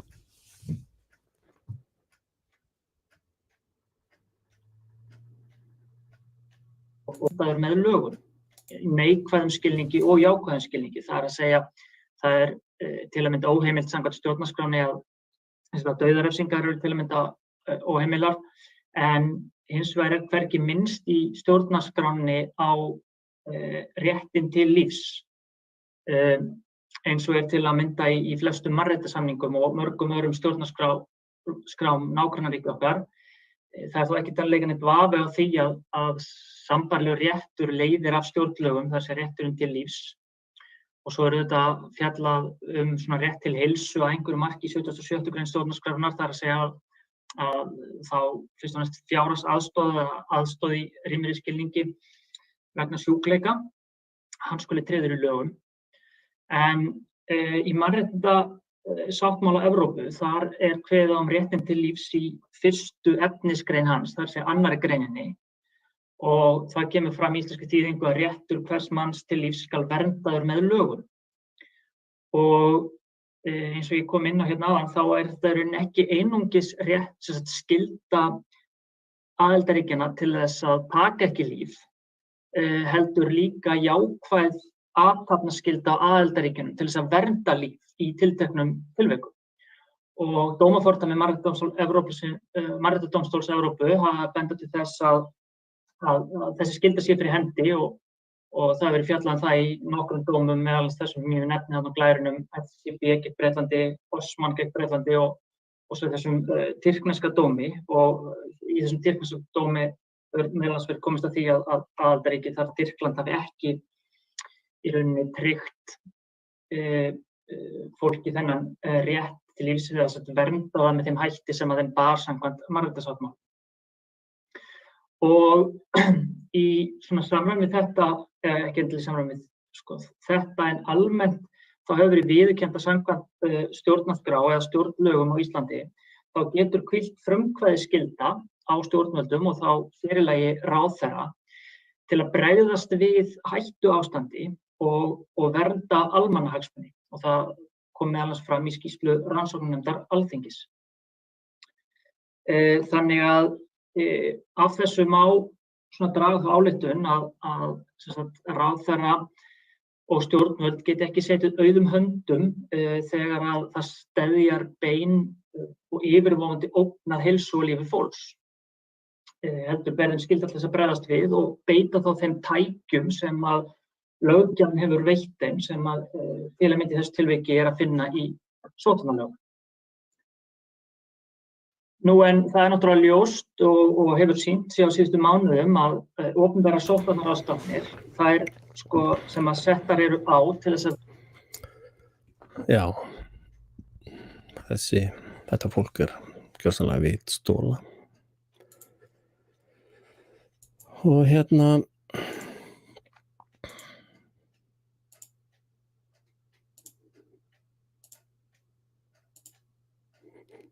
stuðningum gagnstæða niðurstöðu. Varðandi læknisskoðun, þá er ég nú ekki sammála því að læknisskoðun þurfa að vera einföld samkvæmt við erum komin út úr kófinu eins og einhverju hafa orðað þetta. Og viðkvæmir í hópun. Þannig ég varpaði þessu nú bara svona. Hérna sjáum við dánatíðni út af þessu hóksi sem í gangi. Miðað við næstu allt falsað í kringum þetta mál.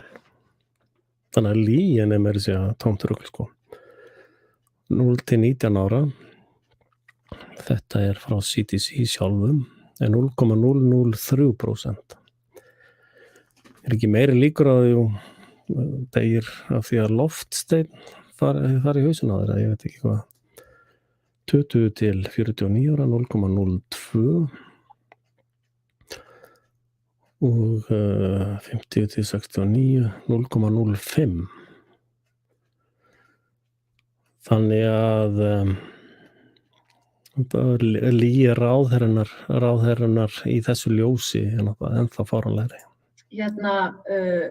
Upp hér, þetta aðeins einfaldari mynd af þessu, þetta svo snúið við, Þetta bara lífslíkur þeirra sem að fá COVID eftir aldri. Þannig ég vil bara ljúka máli mínu á þessu að segja bara, þetta ágætt að hafa þetta í huga. Hefðu við gripið til þess aðgerð, hefðu við vitað allt þetta. En að lokum þetta bara þakka ég Órator fyrir að halda hana fund og hrósa Órator sérstaklega fyrir að vera, að ég held, bara fyrst þess að halda lögfræðilegan fund þetta stóra mál. Með maður hóks, ég fjallaði með þetta lengi. Menn að nefna sem svo og ég ætla ekki að skamma ykkur en... Og Sigríður Andersen hefur lýst í opinberlega og hún ætla ekki að vinna með svona fuglum, 12 sóvorum eins og mér. Furðar maður sig á því að menn hafi ekki kollegar mínir og okkar í lögfræðinni hafi ekki fyrr látið sér þessi mál meira varða. En takk Órator fyrir framtakið. Já, takk fyrir þetta, Sigríður. Við höfum ekki mikinn tíma í spurningar. Það komur 2 spurningar á mælendaskrá. Ég ætla kannski fyrst að gefa Sigurði 2 mínútur til að svara því sem Sigríður myndist á hvort að það hafi ekki komið til skoðunar eða hvort að það standi til að bara leggja fram tillögu að nýjum sóttvarnalögum í heild sinni. Það kemur svo fram í skilabréfi starfshópsins að honum var náttúrulega fyrst og fremst falið að endurskoða þennan 4. kafla og í ljósi þess sem að Sigríður nefndi að það það sem brýnast en það liggur fyrir að og ég held að flest sem sammála það þurfa að fara fram heildarendurskoðun á lögum en að hún taki náttúrulega tekur Hver sammála það að þurfa að fara heildarendurskoðun á lögunum? Ég hef aldrei kosið það. Einhver tíma og þess vegna rétt að bíða með hana að sinni og kannski eðlilegt að bíða fram yfir faraldurinn með slíka heildarendurskoðun. Það auðvitað ekki mitt að segja og það bara ákveð en eins og ég nefni að þá í skilabréfi starfshópsins minnst á önnur atriði svo sem stjórnsýslu sóttvarnamála sem rétt að taka til skoðunar svona þegar að við erum komin út úr kófinu eins og einhverjir hafa orðað þetta. Það var svo sem alveg nokkur atriði sem að komu fram í máli í málum hinna framsögumanna sem að ég geti brugðist stuttlega við. Máli Reimars þá nefndi hann að það var ekki heimild í lögunum til þess að svipta frelsi þá sem ekki eru smitaðir og hann var ekki alveg sammála því lögfræðilega mati það leiðir nú eiginlega algjörlega af bæði 9. og 14. grein sóknarlaganna að það vísað til þeirra sem að smitast á smitsjúkdómi sem tilkynningarskuldur eða rökstuddur grunur að svo sé. Og rökstuddur grunur sem að hvern grunar hvað? Og sóttvarnalög eiga aldrei við heilbrigða. Það segir sig bara sjálft í nafni lagana meira segja. Og tek bara undir með skýringu Páls Hreinssonar á þessu atriði í álitsgerðinni og hef ekki séð meira samfærandi rökstuðningum gagnstæða niðurstöðu. Þannig hann að tala að taka bara grunað eitthvað, taka heilbrigt fólk. Smitast á smitsjúkdómi sem tilkynningarskuldur eða rökstuddur grunur að svo sé og tek bara undir með skýringu Páls Hreinssonar á þessu atriði í álitsgerðinni og hef ekki séð meira samfærandi rökstuðningum gagnstæða niðurstöðu. Varðandi læknisskoðun, þá ég nú ekki sammála því að læknisskoðun þurfa að vera einföld samkvæmt 4. málsgrein 40. greinar. Það bara hægt að líta svo á að læknisskoðun sé ekki lokið eftir eina sýnatöku vegna þess að við þekkjum það úr vísindunum að ein sýnataka dugir ekki til þess að tryggja viðkomandi ber ekki umræddan smitsjúkdóm. Sýnatakan sem sagt PCR sýnataka sem að táknar ekki neitt, þú getur bara notað brauðrist sko. Og það ekki bara verið að tala læknisskoðun sko. Ég las ekkert upp á það neitt læknisskoðun sko. Þetta eru 3 aðgerðir sem alltaf opna bara á einhverjum grun sem einhver af þeim segir eins og var í kirkjunni þannig í rannsóknarréttinum bara ef einhver grunaði að þú væri syndari það var nóg og ef þú sagði ég ekki syndari ég bara trú ekki á þessa trú ykkar þá fórstu bara í ferilinn sko. Og sama raun verið að tala hér læknisskoðun. Þegar hann að tala læknisskoðun, þá það í orðskýringunum hérna hjá þeim. Læknisskoðun, bráðabirgða mat á einstaklingi sem viðurkenndur heilbrigðisstarfsmaður, framkvæmir eða annar aðili sem til þess bær að ákveða heilbrigðisástand. Þarf ekki að vera læknir sem sagt. Ég ætla að lesa þetta aftur. Læknisskoðun, bráðabirgða mat á einstaklingi sem viðurkenndur heilbrigðisstarfsmaður framkvæmir eða annar aðili sem til þess bær að ákvarða heilbrigðisástand viðkomandi og hvort hann skapi hugsanlega hættu fyrir heilbrigði annars fólks og getur skoðunin einnig náð yfir athugun heilbrigðiskjala svo sem líkamsskoðunar og heilbrigðiskjala sem og líkamsskoðun eftir því sem rétt lætanlegt miðað við aðstæður í hverju tilviki. Þannig að það þessar 3 sem í 1. grein, það þessi 3 atriði sem þeir ætla að heimila sér. Það inngrip, samkvæmt 1. grein, 5. málsgrein, 5 inngrip, götun eða skurður í húð eða ísetning áhalds eða framandi efnis í líkamann eða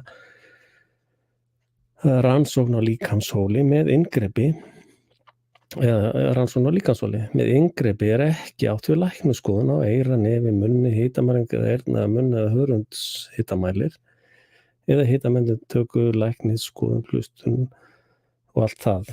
Það kemur alltaf bara undir 6 í læknisskoðun. Læknisskoðun bráðaberamat á einstaklingi og svo númer 7 ónæmisaðgerð, skipuleg aðgerð. Og þeir að gefa sér heimild til þess að framkvæma allt þrennt. Og þess fyrir utan þetta ekki skylt að fara í sýnatöku, heldur geta menn sætt sóttkví í staðinn, eingöngu í 14 daga. Það byggir á 12. grein laganna afkvíun landsins alls. En það rétt að það ekki nægilega góður aðgangur að dómstólum fyrir þá sem að senda hafa í sóttkví eftir það kjósa. Það hins vegar þannig að í 15. grein sóttvarnalaganna kveðið á að sóttvarnalæknir þurfa að fara með mál fyrir dóm gagnvart þeim sem settir hafa verið í einangrun gegn vilja sínum. Og það sérstök málsmeðferð það, en það leiðir hins vegar ekki af orðalagi 4. málsgreinar 67. greinar stjórnarskrárinnar að stjórnvaldi sjálft þurfa að fara með mál fyrir dóm þegar að það frelsist til einstakling.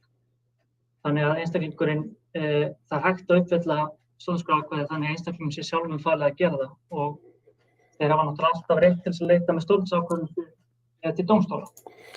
Það ekki eins og að bíða eftir að þetta rugl sé sett í lög, af því að hann nú þegar að benda á, sko, ef þú ert í þessari einangrun þá ber sóttvarnalæknir að fara með fyrir dómara, en ef þú ert í hinsegin einangrun þá fyrir manneskjuna í svartholinu þá breytir það engu og meðan verður að bora í raskatið á þeim og fara með tól og efni inn í þau, þetta algjör steypa.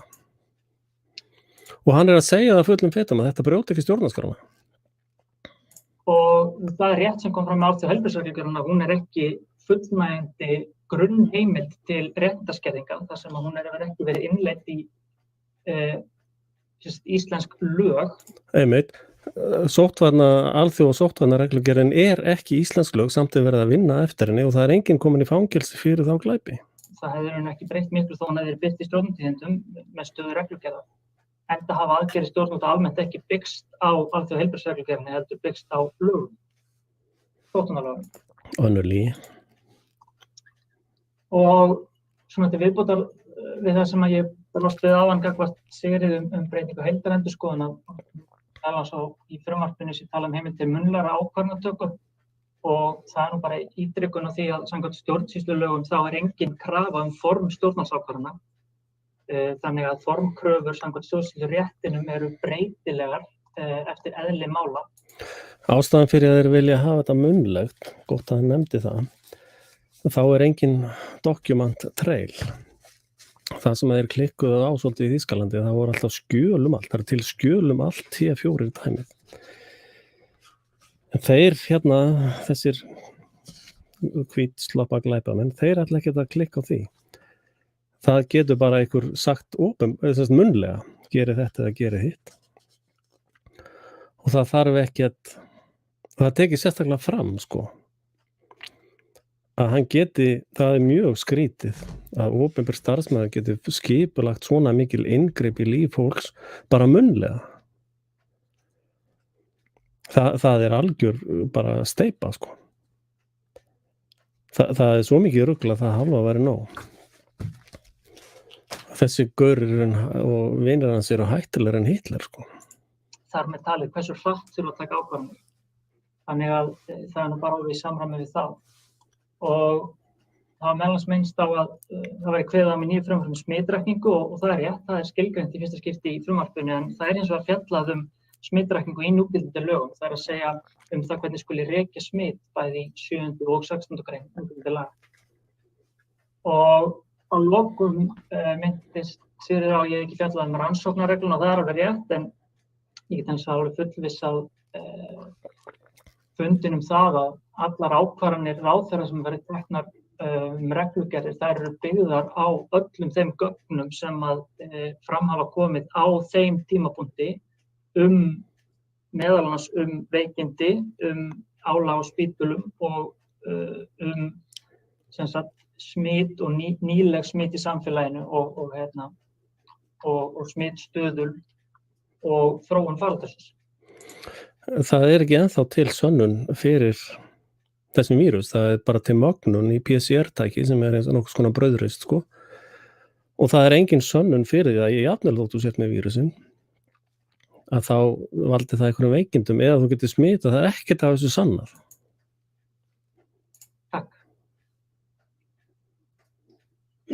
Já, takk fyrir þetta. Við höfum mjög lítinn tíma eftir en ég ætla að spyrja spurning sem barst inn á spjalli. Ég hugsa að þessu sé beint til þín, Sigurður. Samkvæmt frumvarpinu að segir þar skylt að fara eftir fyrirmælum læknis og meðferð og ráðstafanir til að fyrirbyggja smit og það spurt dekkar þetta þá bólusetningar skyldu.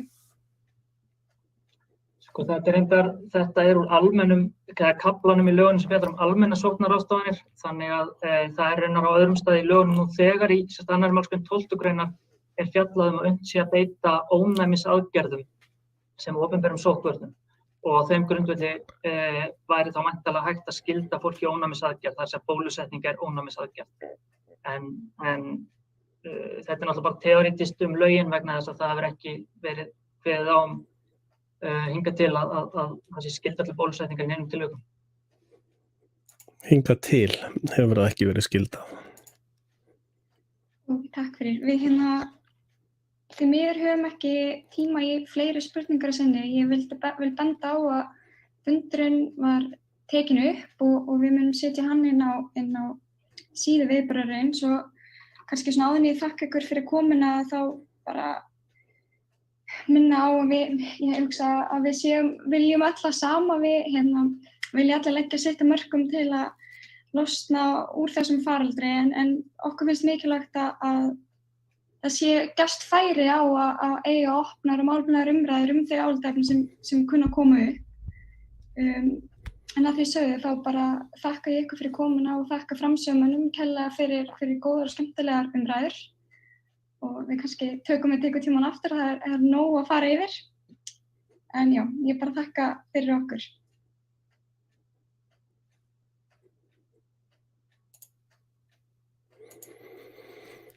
Já,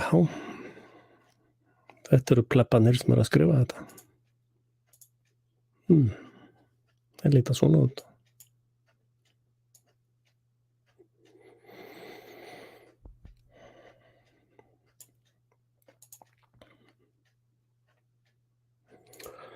Og þið sáu hann í upphafi að hann var ekkert á því að þú hefði neitt sérstaka rétt til lífs.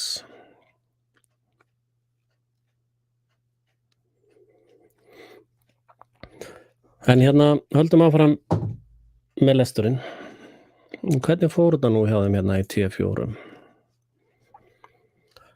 Þeir sem sagt voru með voðalega svona fallegar hugsanir að drepa bara ákveðna tegunda fólki. Og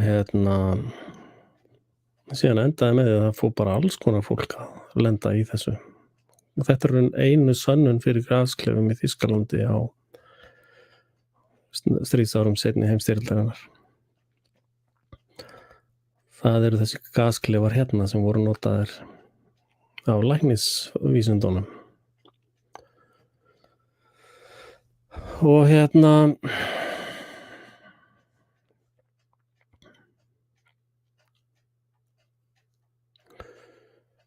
og reynum að lesa þessi Þeir sem sagt útvíkkuðu áætlunina og ef þið lesið í gegnum lögin sem að spá í að setja núna þá sérðu á milli línana að það plan að útvíkka. Sko, þú verður að vita hvað markmið er. Markmið að drepa meirihluta af Íslendingum og fyrir Agenda 21. Þetta verður hugsanlega gert með hervaldi bara núna á næstu dögum. Og ég áætla að séu nokkur 1000 hermenn á Íslandi eða væntanlegir. Þess þeir verður koma bara með stutnum fyrir ára. Þeir eru þá á herskipum fyrir utan landið eða kafbátum eða eitthvað slíkt.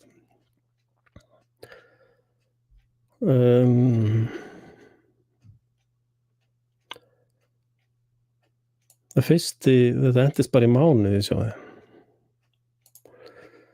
Síðan fóru þeir að drepa fullorðið fólk.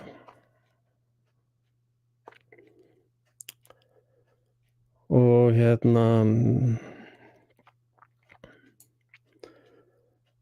the idea of killing adult mental patient, það þeir sem voru andlega veikir að þeirra mati, sko.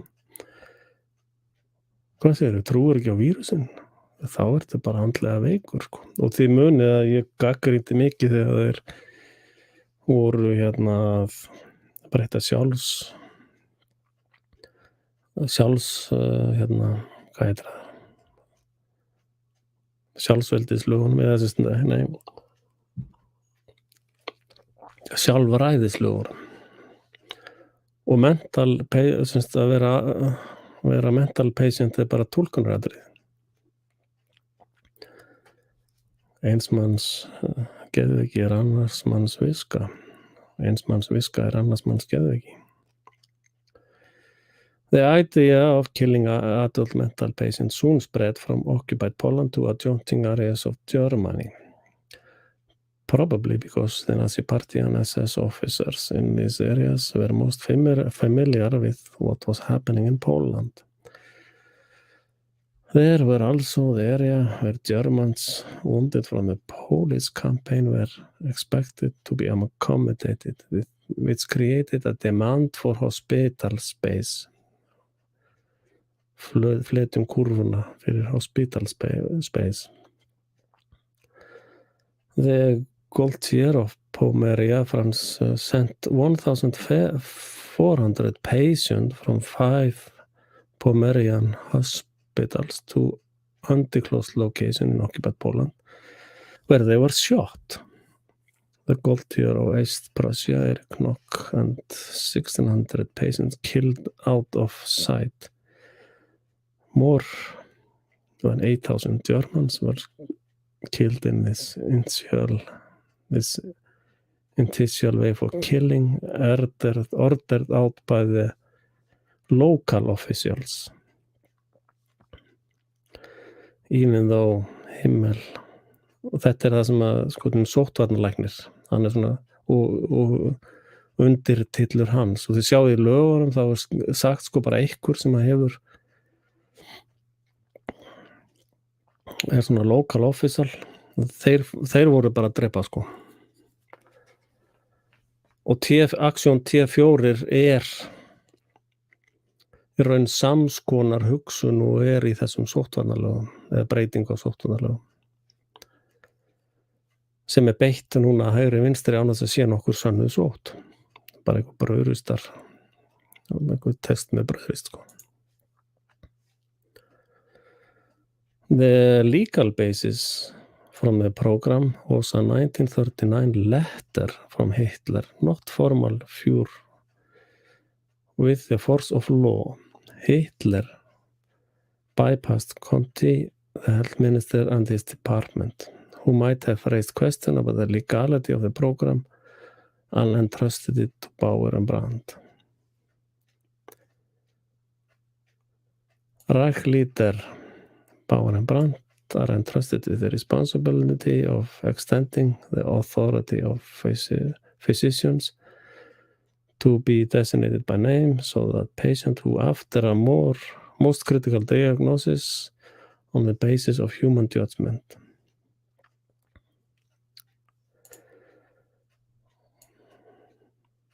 the killings were administered by Victor Brack and his staff from Tiergartenstrasse 4, disguised as a charitable foundation for cure and institutional care. Það voru góðgerðarsamtök sem framkvæmdu þetta. Offices which served as the front and was supervised for Bauer and Brandt. The officials in charge included Dr. Hiebert. Þetta myndi vera almannavarnir í okkar dæmi. Almannavarnir og björgunarsveitirnar, hugsanlega. The official in charge included Dr. Hiebert Leiden, who had been involved in the child killing program. þeir sem eru involveraðir í þetta núna eru búin að vera að drepa börn á Landspítalanum í þúsundavís. Dr. Ernst Robert Gratz, chief physician of the SS and August Beck, the SS chemist. Þeim muni að það sagt þarna að megi sita í því hvaða efni sem The officials selected the doctor who went to carry out the operation part of the program based on political reliability as long-term Nazi. Þetta byggir á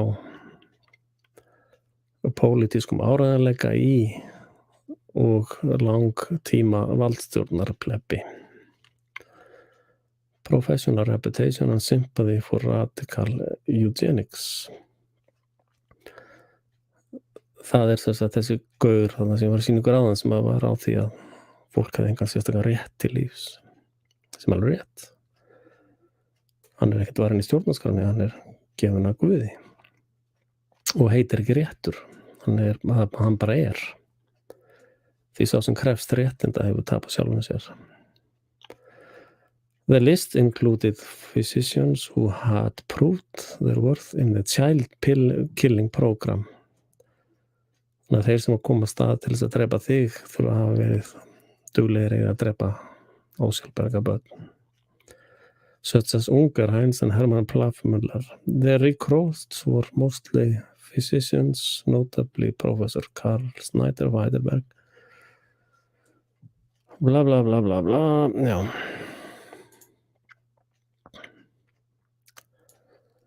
Þá komum við hérna in early October, all hospital, nursing home, old age home and sanatory were required to report all patients who had been institutionalized. Það sem stofnanavætt sem ekkert alveg skýrgreint í þessum lögum, sko, hvað á allt þetta fólk að vera? Sem fer í gegnum eitthvað svona pseudoscience læknisskoðanir. Had been institutionalized for 5 years or more, who had been committed as criminally insane, who were of non-Aryan race, or who had been diagnosed with any on a list of condition. The condition included schizophrenia, epilepsy, Huntington's chorea, advanced syphilis, senile dementia, paralysis, taugasjúkdómar ykkur. Many doctors and administrators assumed that the report were to identify inmates who were capable of being drafted for labor service and tended to overstate the degree of incapacity of the patient to protect them from labor conscription. When some institutions refused to cooperate, terms of the T4 doctors or Nazi medical students visited and compiled the list, sometimes in a haphazard and ideologically modified way. During 1940, all Jewish patients were removed from institutions and killed. As with child inmates, adults were assessed by the panel of experts, það in the death panel, dauðapanelin, working at the Targetstrasse offices.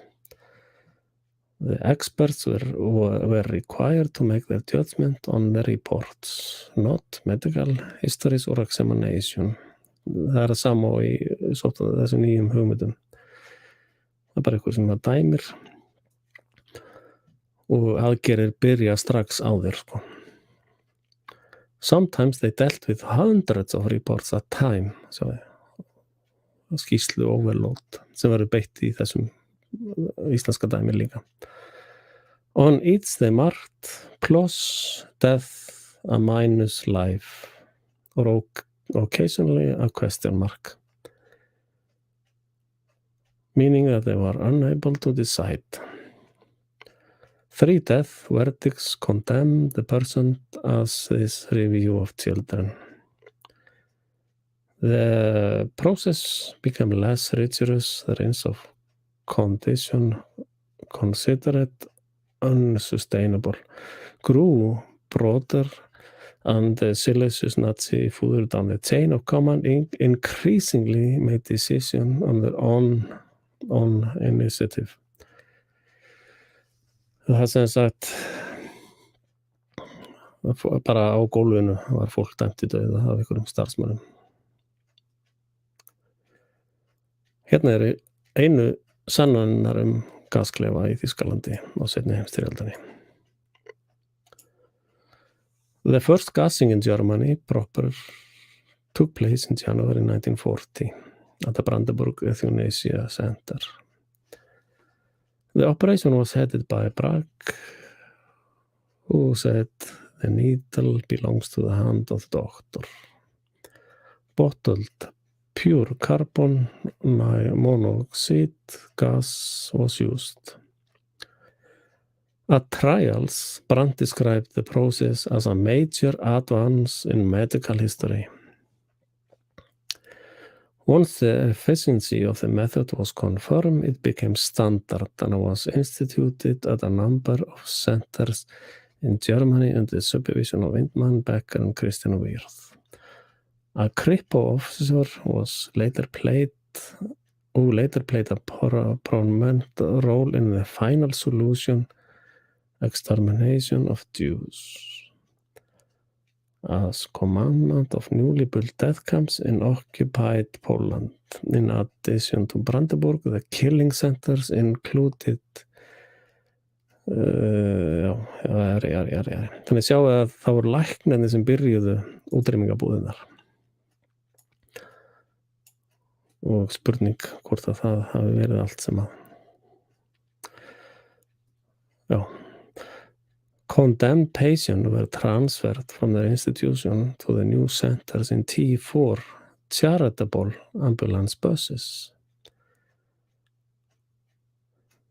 Þetta voru góðgerðarútur. Called the Community Patients Transport Service. Almanna sjúklingaflutningar almennings. They were run by the terms of SS men wearing white coats, hvítsloppa-glæpamenn, to give it an air of medical care, to prevent the families and doctors of the patients from tracing them. The patients were often first sent to transit center in major hospital where they were supposedly assessed. They were moved again to special treatment centers, så til handelung. Families were sent letters explaining that owing to wartime regulation, it was not possible for them to visit relatives in the centers. Most of these patients were killed within 24 hours of arriving to the centers and their body cremated. For every person killed, a death certificate was prepared, giving a false but plausible cause of death.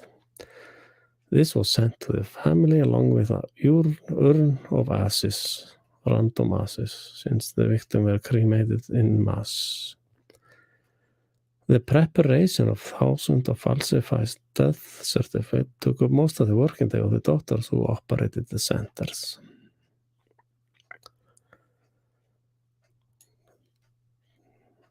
During 1940s, the centers of Brandenburg killed nearly 10,000 people each, while another 6,000 were killed at Sonnestein. In all, about 35,000 people were killed in T4 operation that year. Operation at Brandenburg and Grafnik were wound up at the end of the year, partly because the areas they served had been cleared and partly because of public opposition. In 1914, however, the centers at Brennburg and Sonras increased their operation, while hard time continued as before. Another 35,000 were killed before August 1941. When the T4 program was officially shut down by Hitler. Even after that date, the centers continued to be used to kill concentration camp inmates. Eventually, some 20,000 people in this category were killed.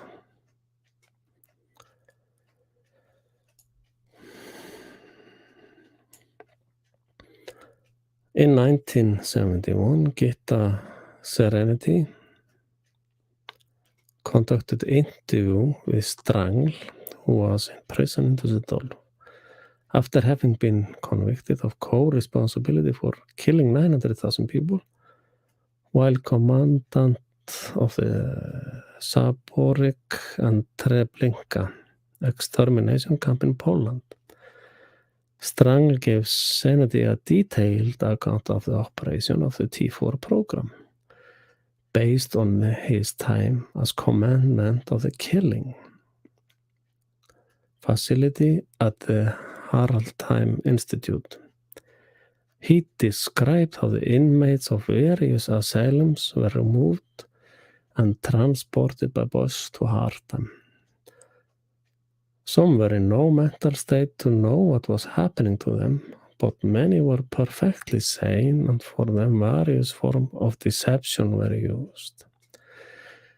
They were told that they were at a special clinic where they would receive improved treatment, and were given a brief medical examination on arrival. They were induced to enter what appeared to be a shower block, where they were gassed with carbon monoxide. The ruse were also used for concentration camp. Þetta allt sem að læknar á heilbrigðisstofnunum sem ég að tala hérna.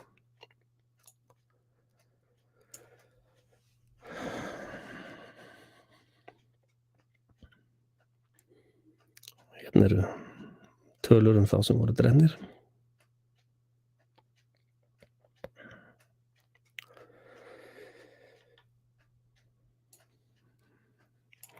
After the official end of the euthanasia program in 1941, most of the personnel and high-ranking officials, as well as gassing technology and the techniques used to deceive victims, were transferred under the jurisdiction of the National Medical Division, læknisfræðin aftur, of the Reich Interior Ministry.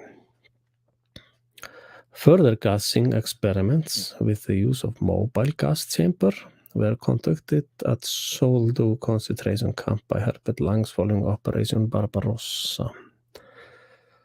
Lang was appointed commander of the Chelmo extermination camp in December 1941. He was given 3 gas vans converted by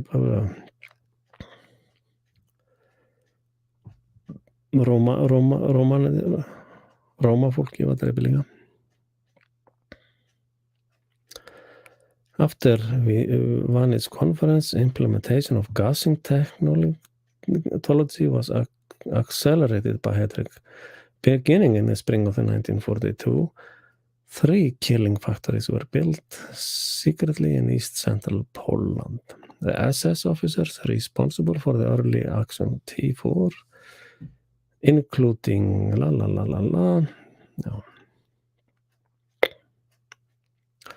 opposition. Það voru einhverjir á móti þessu. Kristnir voru svolítið á móti þessu.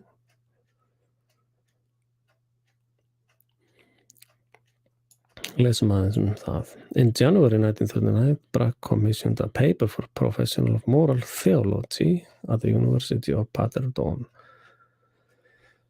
Joseph Meyer and the likely reaction of the churches in the event of a state euthanasia program being instituted. Meyer, a long-standing euthanasia advocate, reported that the churches would not oppose such a program if it was seen to be in the national best interest. Bragg showed this paper to Hitler and Julie, and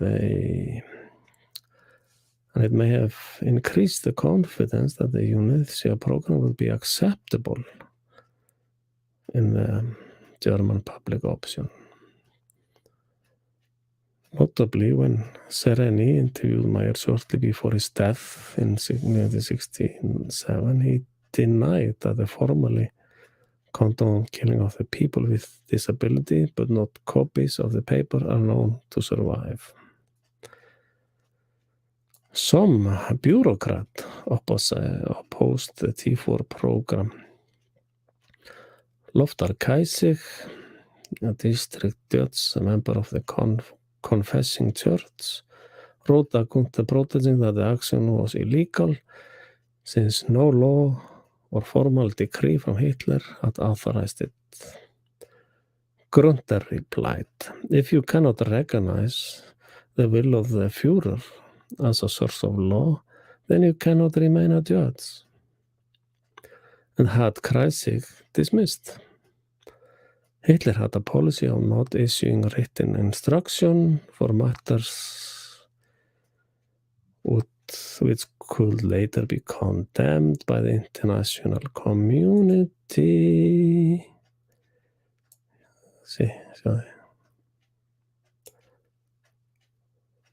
Hitler hafði stefnu að vera ekki með svona skriflegar leiðbeiningar. Þannig að ráð Hitlers eru í þessum lögum, gott að vita því. But made an exception when they provided Burak with written authority for the T4 program.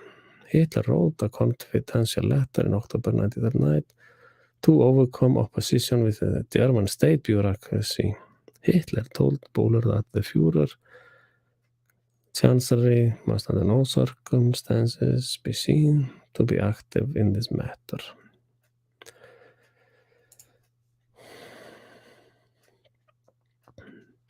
Exposure. In the towns where the killing centers were located, some people saw the inmates arrive in buses, saw smoke from the crematory chimneys, and noticed that the buses were returning empty. In Hadmar, ashes containing human hair rained down the town, and despite the strictest order from the staff of the killing centers talked about what was going on. In some cases, families could tell that the cause of death in certificate were false. That is, when a patient was claimed to have died of appendix, even though his appendix had been removed some years earlier. In other cases, families in the same town would receive death certificate on the same day. In 1941, the Frankfurt County Court wrote that Gunther described scenes in Hadmar where children shouted in the streets that people were taken away in the buses to be gassed.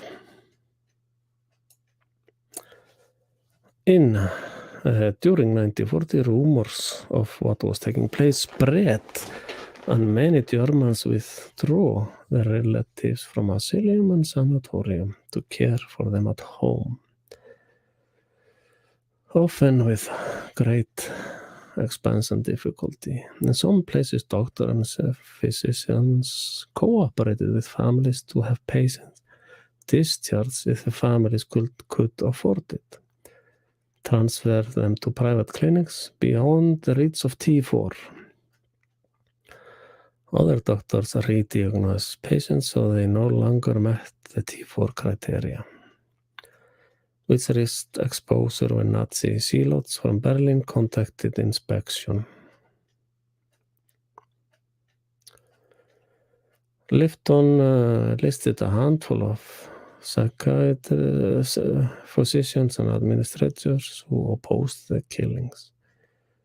Many doctors collaborated either through ignorance, agreement with Nazi eugenics policies, or fear, hræddir öfingjar. Protest letters were sent to the Reich Chancellery and the Ministry of Justice, some from the Nazi party members. The first open protest against the removal of people from asylums took place at Aspergenfoss in 1941. Síðan þetta gerist allt bara á 2 árum, bara quiz bang, 100.000 dauðir. Kirkjurnar voru eitthvað að væla.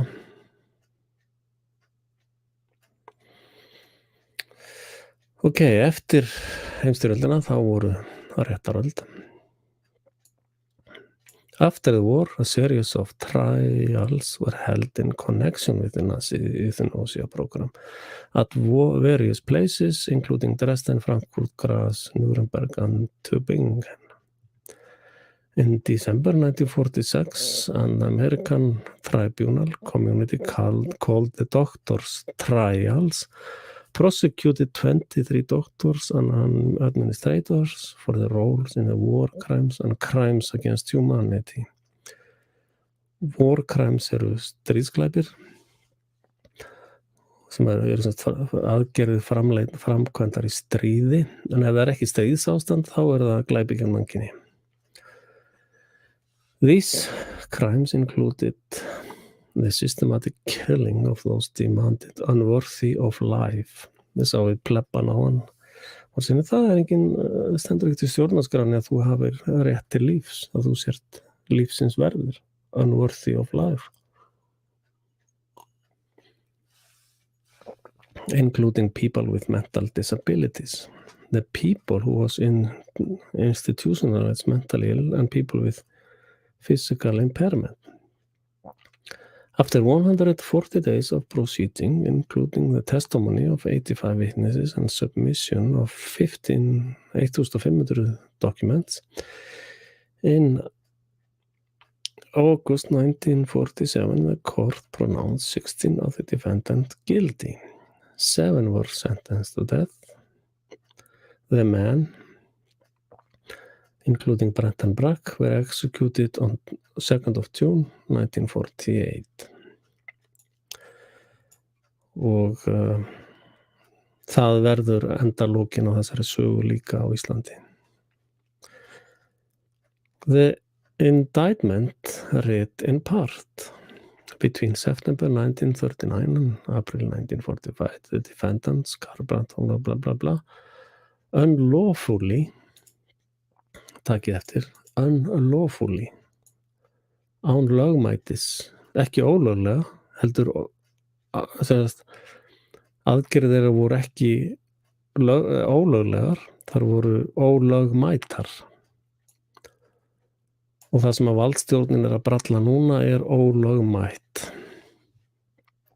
Willfully and knowingly committed crime against humanity, as defined by the Article 2 of Control Council Law number 10, in that they were principals in accessories to ordered abandoned took a consenting party and were connected with plans and enterprise involving the execution of so-called Ethiopia program of the German Reich, in the course of which the defendant herein murdered hundreds of thousands of human beings, including German civilians, as well as civilians of other nations. The particle concerning such murders are set forth in paragraph 9 of count 2 of this incitement and incorporate herein by reference. Okay.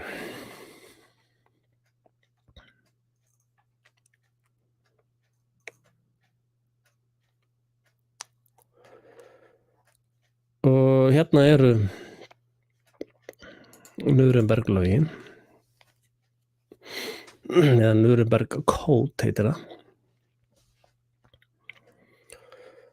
Og hérna, þetta sem sagt Þessi hluti birtist hérna í breska læknaritinu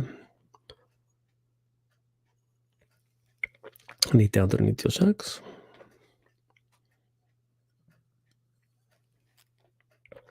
Og hef ég nú lesturinn.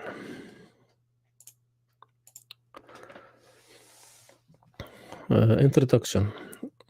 The judgment by the War Crime Tribunal at Nuremberg laid down 10 standards to which physicians must conform when carrying out experiments on human subjects in a new code that is now accepted worldwide. This judgment establishes a new standard of ethical medical behavior for the post-World War II human rights era.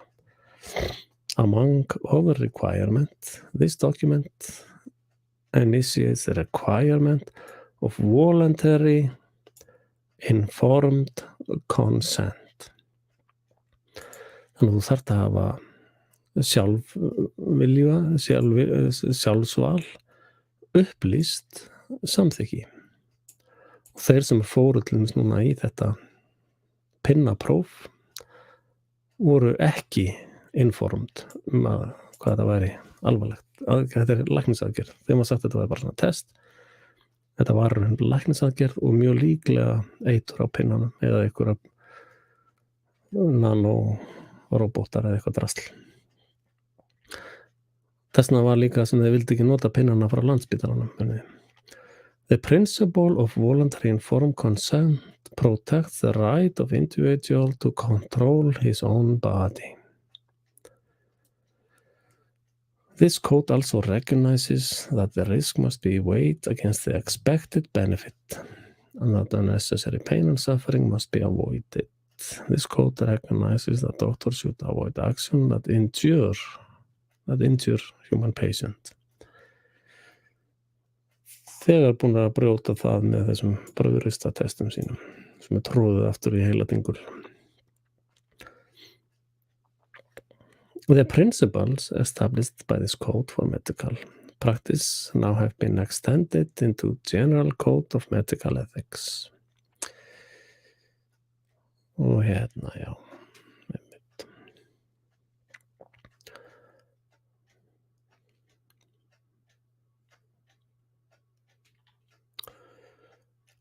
Hérna veit ég hvort þjó bara skilja eftir link á þetta og ég lesa þetta upp. Dr. Trial. Það hljómar vel.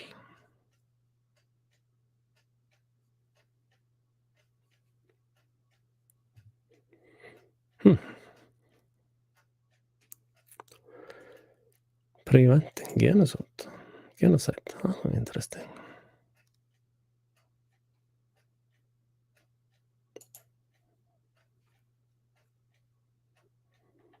Já, maður að kaupa sér. Okay.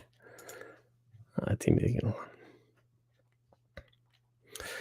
Allavega þá verður link af þessu hérna niður í athugasemdunum. Og hérna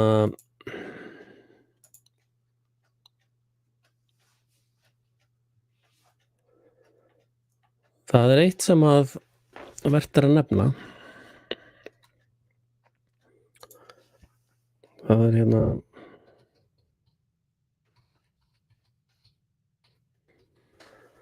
það sem heitir sjálfsvald.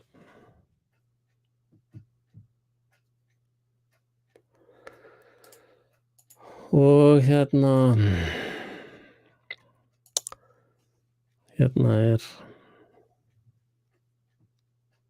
talað sjálfsvörn. Getum lesið það bara 12. grein.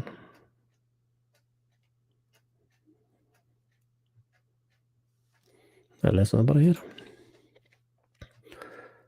Það verk refsilaust sem mun vinna af neyðvörn. Af því leyti sem það hefur verið nauðsynlegt til þess að verjast eða afstýra ólögmætri árás sem byrjuð eða vofir yfir. enda hafi ekki verið beitt vörnum sem séu augsýnilega hættulegri en árásin og tjón það sem af henni mátti vænta gaf ástæðu til. Sko, það ljóst að Íslendingar, víkingar á Íslandi, eru undir ólögmætri árás. Það alveg ljóst og það liggur í gögnum og yfirlýsingum og aðgerðum nú þegar. Þannig að hver einn og einasti Íslendingur hefur öðlast hér með rétt til sjálfsvarna eða neyðvarna. Og ég sem konungur víkinga á Íslandi lýsi því yfir og heimila hér með fullkomna sjálfsvörn gegn þessum aðilum sem að hyggja á þessi glæpaverk og eru byrjaðir aðgerðir með til dæmis þessum pinnaprófum, með útivistarbönnum og eyðileggingu á eignum og viðskiptum og bara heilu þjóðfélagi. Og þetta ólögmæt árás erlendra afla. Það fullkomlega sannað. Og hefur verið sannað hér á þessari rás meðal annars. Þannig að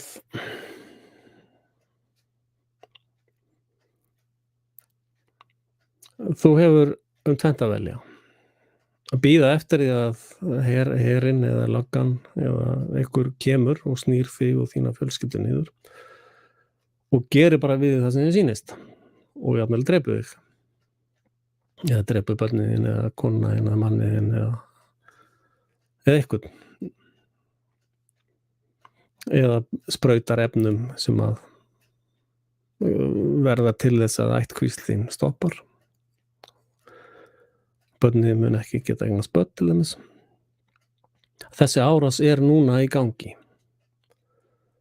Og í Þýskalandi, í seinni heimsstyrjöldinni, þá gerði fólk ekki neitt. Það bara nöldraði við reiknum og það brast ekki til varnar.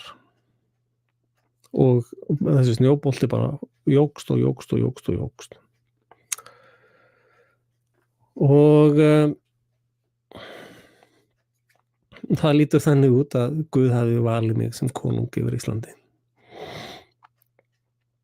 Og það nú kærleikur sem að ég vildi frábiðja mér, en það virðist vera það sem að hlutverk mitt í þessu. Og það fullkomin heimild að verjast þessu. Og því óska ég eftir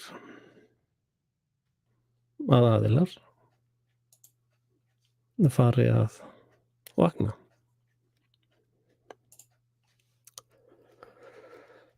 Og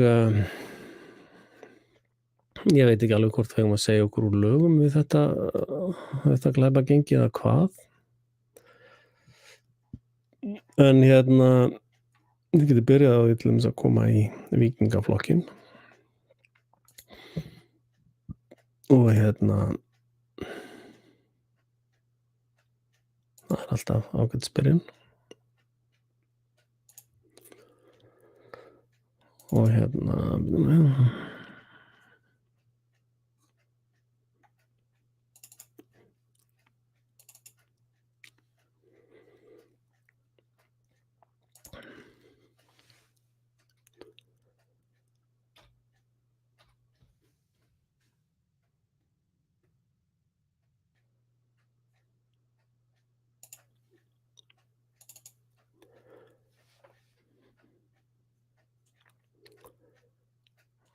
þetta stjórnarskráin frá 1920. Löggjafavaldið hjá konungi og alþingi, báðum saman. Framkvæmdarvaldið hjá konungi og dómsvaldið hjá dómendum. Skipun konungserða sú segir í 1. og 2. grein konungserðalaga. Konungserðum má ekki breyta nema með samþykki Alþingis. En ég ætla að grínast í ykkur, samt ekki. Ég get alveg verið konungur á Íslandi ef að okkur sýnist svo. Ég líka víkingur við konungar. Ef við þýðum viking yfir á íslensku þá þýðir það við konungur. Eða við konungar. Þannig að við þurfum ekkert að láta þetta yfir okkur ganga. Ef að þið gerir það þá það ykkar eigið val. Og þá munið þið bara uppskera eins og þið sáið.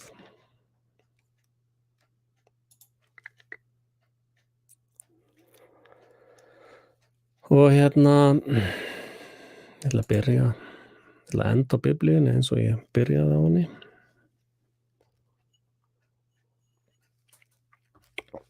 Þar eina huggunin og eina ráðið að finna.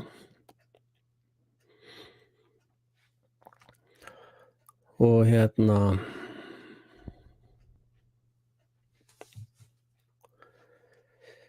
lesum það. Þá sá ég dýr stíga upp af hafinu. Það hafði 10 horn og 7 höfuð. Og á honum og á hornum þess voru 10 ennistjást. Og á höfðum þess voru guðlöstunar nöfn. Dýrið sem ég sá var líkt pardusdýri. Fætur þess voru sem bjarnarfætur og munnur þess eins og ljónsmunnur. Drekinn gaf því mátt sinn og hásæti sitt og vald mikið. Eitt af höfðum þess virtist sært til ólífis, en banasár þess var heilt. Öll jörðin fylgdi dýrinu með undrun og þeir tilbáðu drekann, af því að hann hafði gefið dýrinu vald sitt. Og þeir tilbáðu dýrið og sögðu, hver jafnast við dýrið og hver getur barist við það? Og því var gefinn munnur talaði stóryrði og guðlastanir og lofaði að fara því fram í 42 mánuði. 42 mánuðir. 3,5 ár. Og það lauk upp munni sínum til lastmælga gegn Guði, til að lastmæla nafni hans og tjaldbúð hans og þeim sem á himni búa. Og því var leyft að heyja stríð við hina heilögu og sigra þá. Og því var gefið vald yfir sérhverri kyn, kvísl, líð, tungu og þjóð. Og allir þeir sem á jörðinni búa munu tilbiðja það, hver og einn sem á eigin. Hver og einn sá eigi á nafn sitt ritað frá grundvöllum veraldar í lífsins bók lamsins sem slátrað var. Amen. Sá sem hefur eyra, hann heyrir.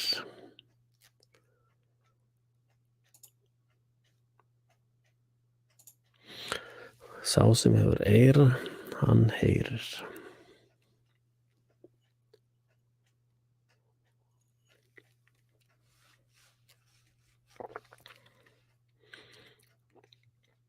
Sá sem ætlaður til herleiðingar verður herleiddur.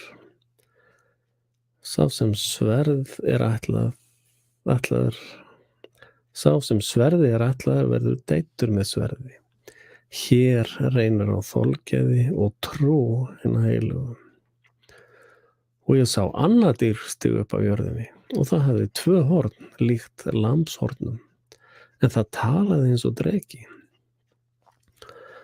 Þetta nú hann meistari Guðjón Reynberg búinn að útskýra svolítið með að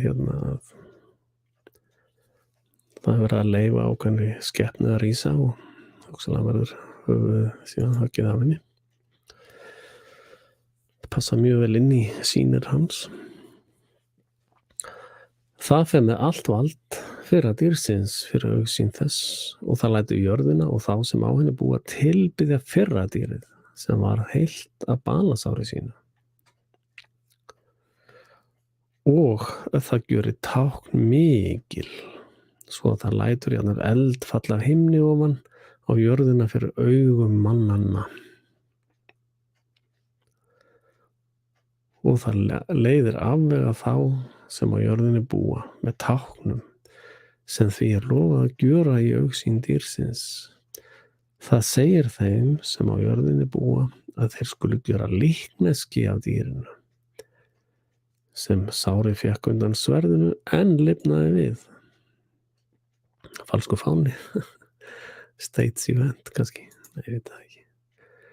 Og því var leyft að gera líkneski dýrsins og því var leyft að gefa líkneski dýrsins anda.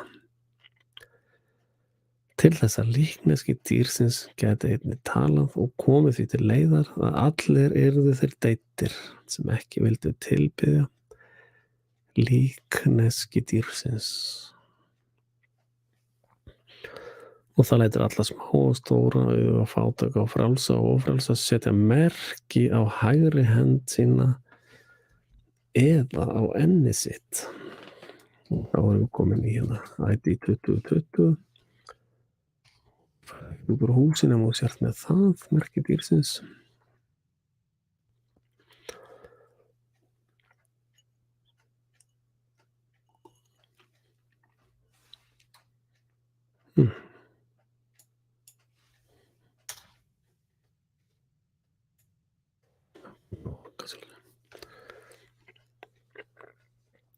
Og þetta er merki dýrsins, ID 2020.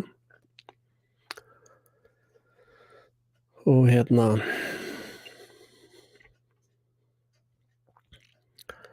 það verður sem sagt tattoo sem verður sett á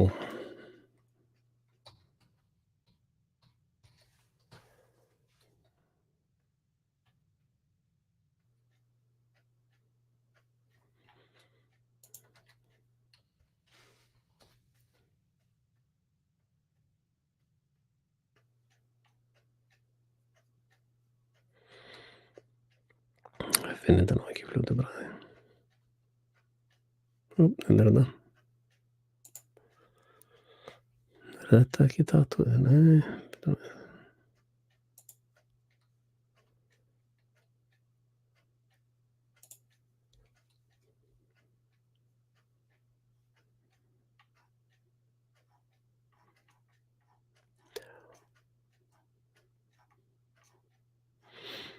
Þetta er allt saman nano líka, sko.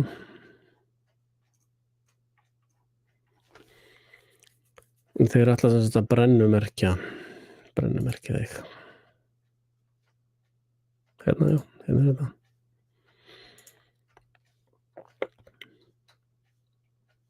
Æja, þetta er endilega með eitthvað svona við svona.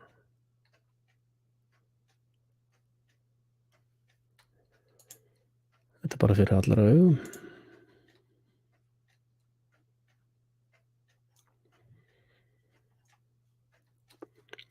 Þetta er merki dýrsins.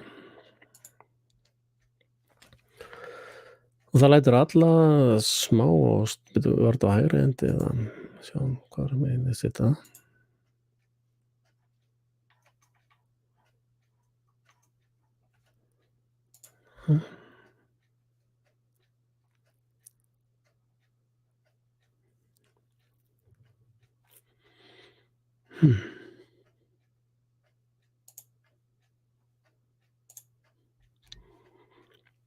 Það sín ekki.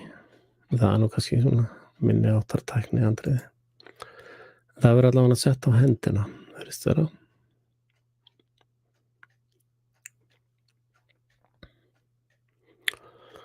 Sýnist. Símor.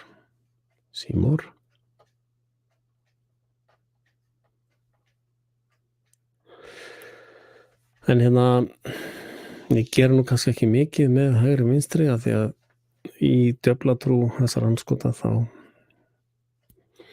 fyrir þeim getur vinstri hendin þýtt svo hægri. Það breytir engu. Eins og að sjáu að þeir eru alltaf að sitja þess að hitaskinnir á hausinn á þeir. Það tengt þessu hérna.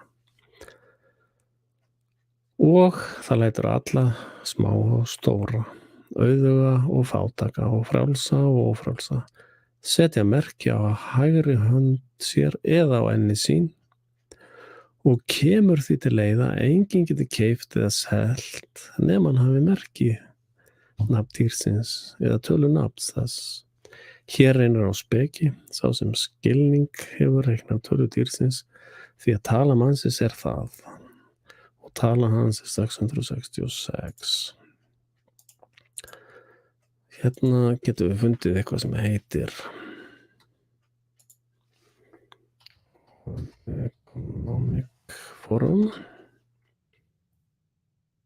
Hérna það. Right now we're facing a crisis of international proportion. It's a healthcare crisis, but it's also an economic crisis. It's going to have long-term impact for us. And we're going to see that the biggest impact is actually going to be acceleration of inequality. The systematic way that we have been built is not holding up. The foundation is cracking. Our duties remain the same. The fact that we should not leave anybody behind again. Many organizations have seen what the impact is of a sudden crisis and how we're able to better navigate this crisis today with the help of technology. And that means the reskilling Þeir bjuggu til kreppuna. and upskilling of your own workforce. Jobs of tomorrow are technologically enabled, but also extremely human-centered. It's in the ability to work with technology easily. On the other hand, with this new way of working and especially remote work, we see that there is a huge need of... Þetta eru þeir sem að stjórna lífiðinu og þeir ætla bara að halda því áfram eins lengi og það geta.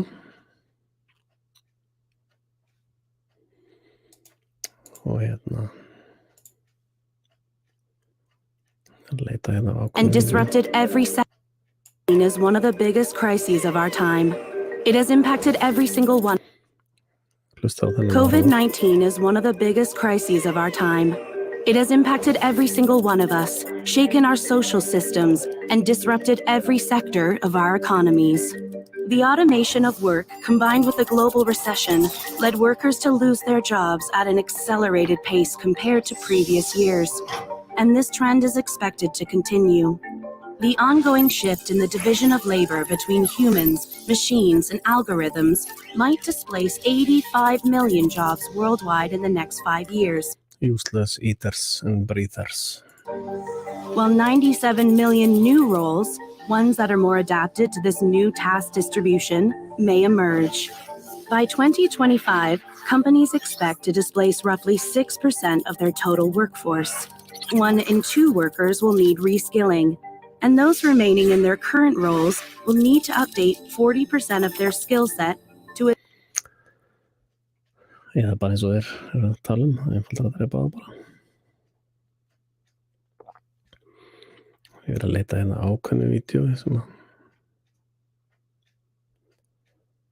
svolítið athyglisvert en þið getur hort á allan þennan áróður ef þið viljið.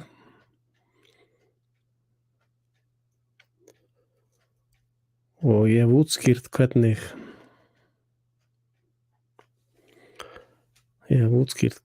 þeir hugsa sér að nota þetta til að stjórna þér og öllu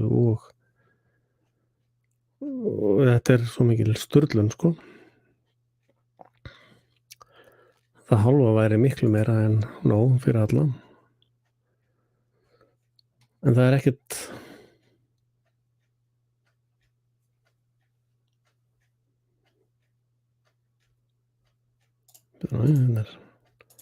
einn eugenics-gaurinn. It is time to level the playing field and to think about how we properly deploy taxes, policies and regulation in a way that catalyzes sustainable markets. It is truly a great honor and privilege to welcome His Royal Highness, to welcome him. Þetta eini jólasveinninn sem þú færð í ár. Hérna hún Greta, vinkona ykkar. Hún mun stjórna lífið þínu fljótlega ef þú kyngir þessu. Og þetta þessi global mafia sem við höfum kallað New World Order. Og þeir eru núna í allra augsýn og þeir eru bara að segja þér hvernig hlutinni verða og hvernig þeir munu ákveða hverjir lifa og hverjir deyja og hverjir vinna og ekki vinna og nú eru þeir til dæmis að yfirtaka hálendið á Íslandi. Þú munt aldrei fá að sjá hálendið á Íslandi aftur og þetta bara gleymt því. Og þetta í raun hinn endanlegi vírus Hérna sjáu þið bara, kannist við þessa kettlingu, þessi IMF kettling. Hérna allskónar. Allt sama pakkið, sem flýgur á milli á einkaþotum og vill að þú borgir skatt eða þú prumpar,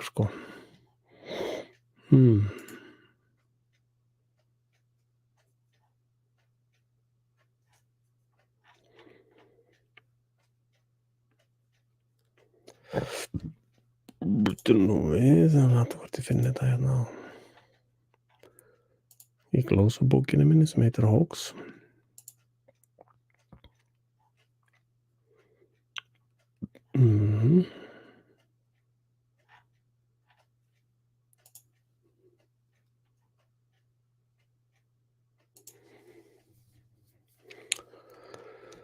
Þannig að þetta partí bara rétt að byrja.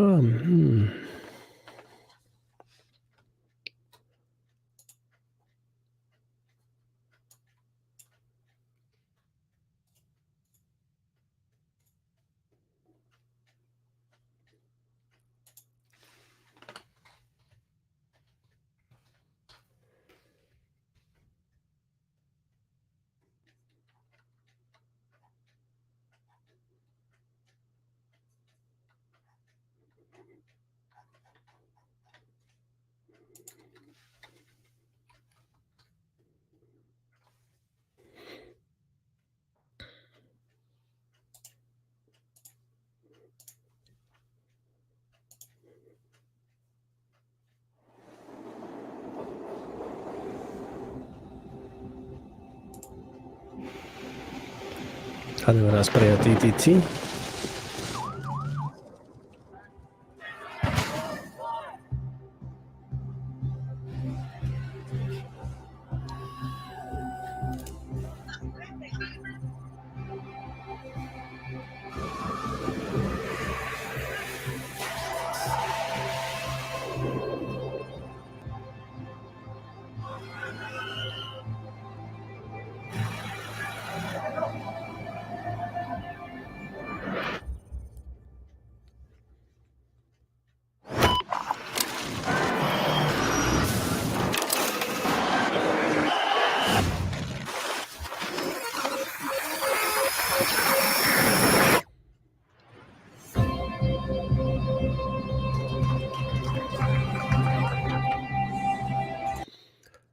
Og ef þú hefur ekki rullu að spila, þá ertu drepinn.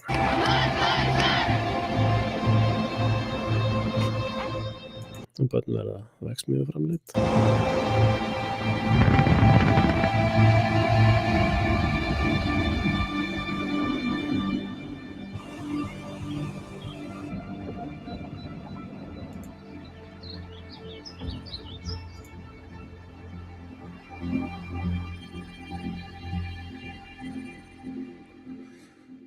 Já, ég finn þetta ekki núna, ég sýndi hvað áður.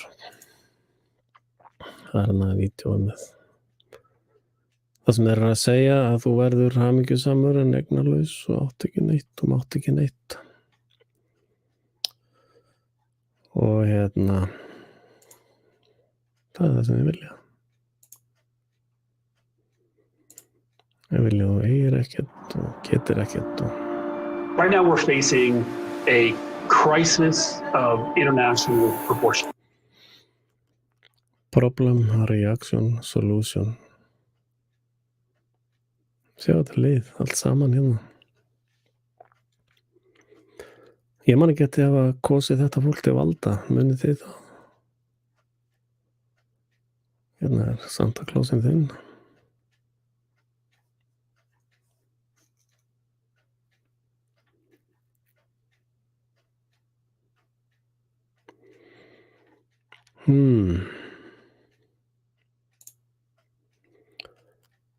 Hvað finnst ykkur þetta maður? Ég finn ekki þetta vídeo, fyrir ekki með það. Herru, ég þakka ykkur fyrir komuna á hoax.is eða frelsiTV og minn ykkur á síðan okkar hoax.is. Þetta svona listagjörningur hjá mér, það sem að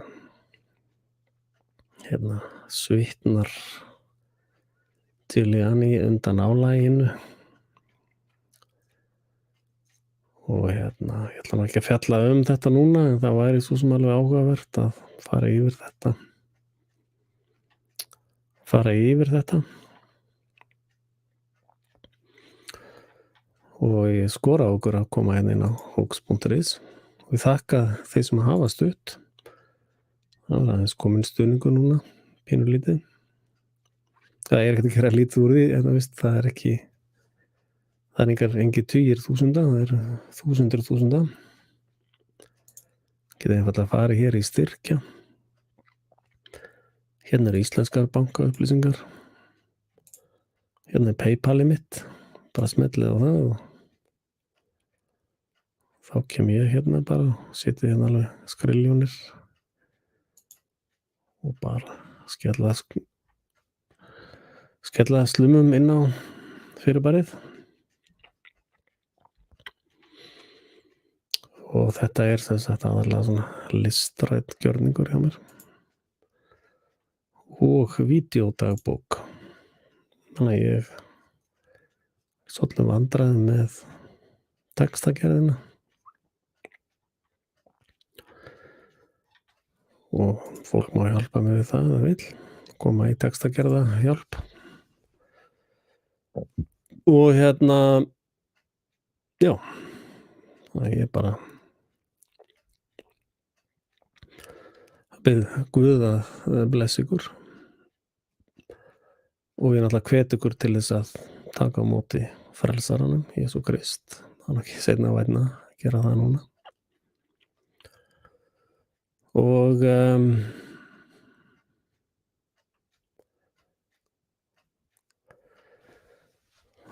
við sjáum hvernig framvindur. Ég hvet alla til þess að halda vel utan gögn hverjir að framkvæma hvaða lögleysu, þess að ólögmætar aðgerðir í gangi. Það var annað í Nuremberg-kótarum að fólk var dæmt sem persónur til dauða, ekki stofnanir. Fólk sagði bara, ég var bara að fylgja lögum og reglugerðum, ég veit ekki. Og Nuremberg-rétturinn sagði að það breytir engu, þú persónulega ábyrgur. Og þannig verður þetta núna líka. Þannig ef þú ert í þessum aðgerðum,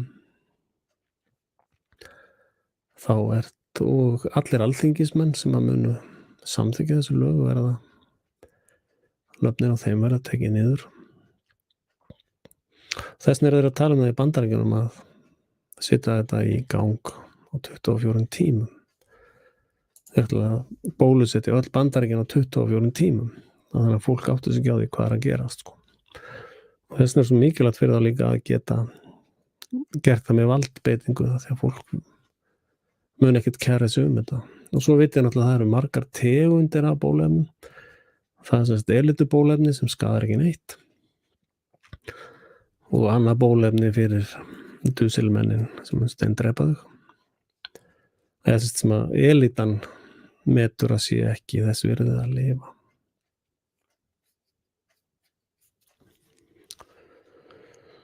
Og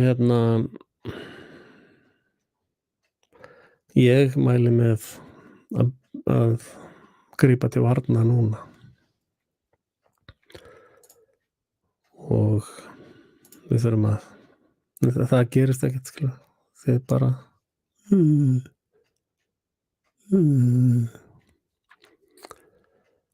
og þetta mun verða framkvæmt og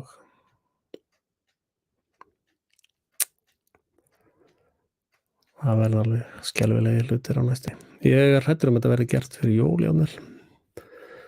Eða þeir leyfi ykkur að éta jólasteikinn og svo þetta gert á milli jól og nýjárs eða eitthvað. Ég held að einhver verði ekki hleypt inn í árið 2021, inn í agenda 21.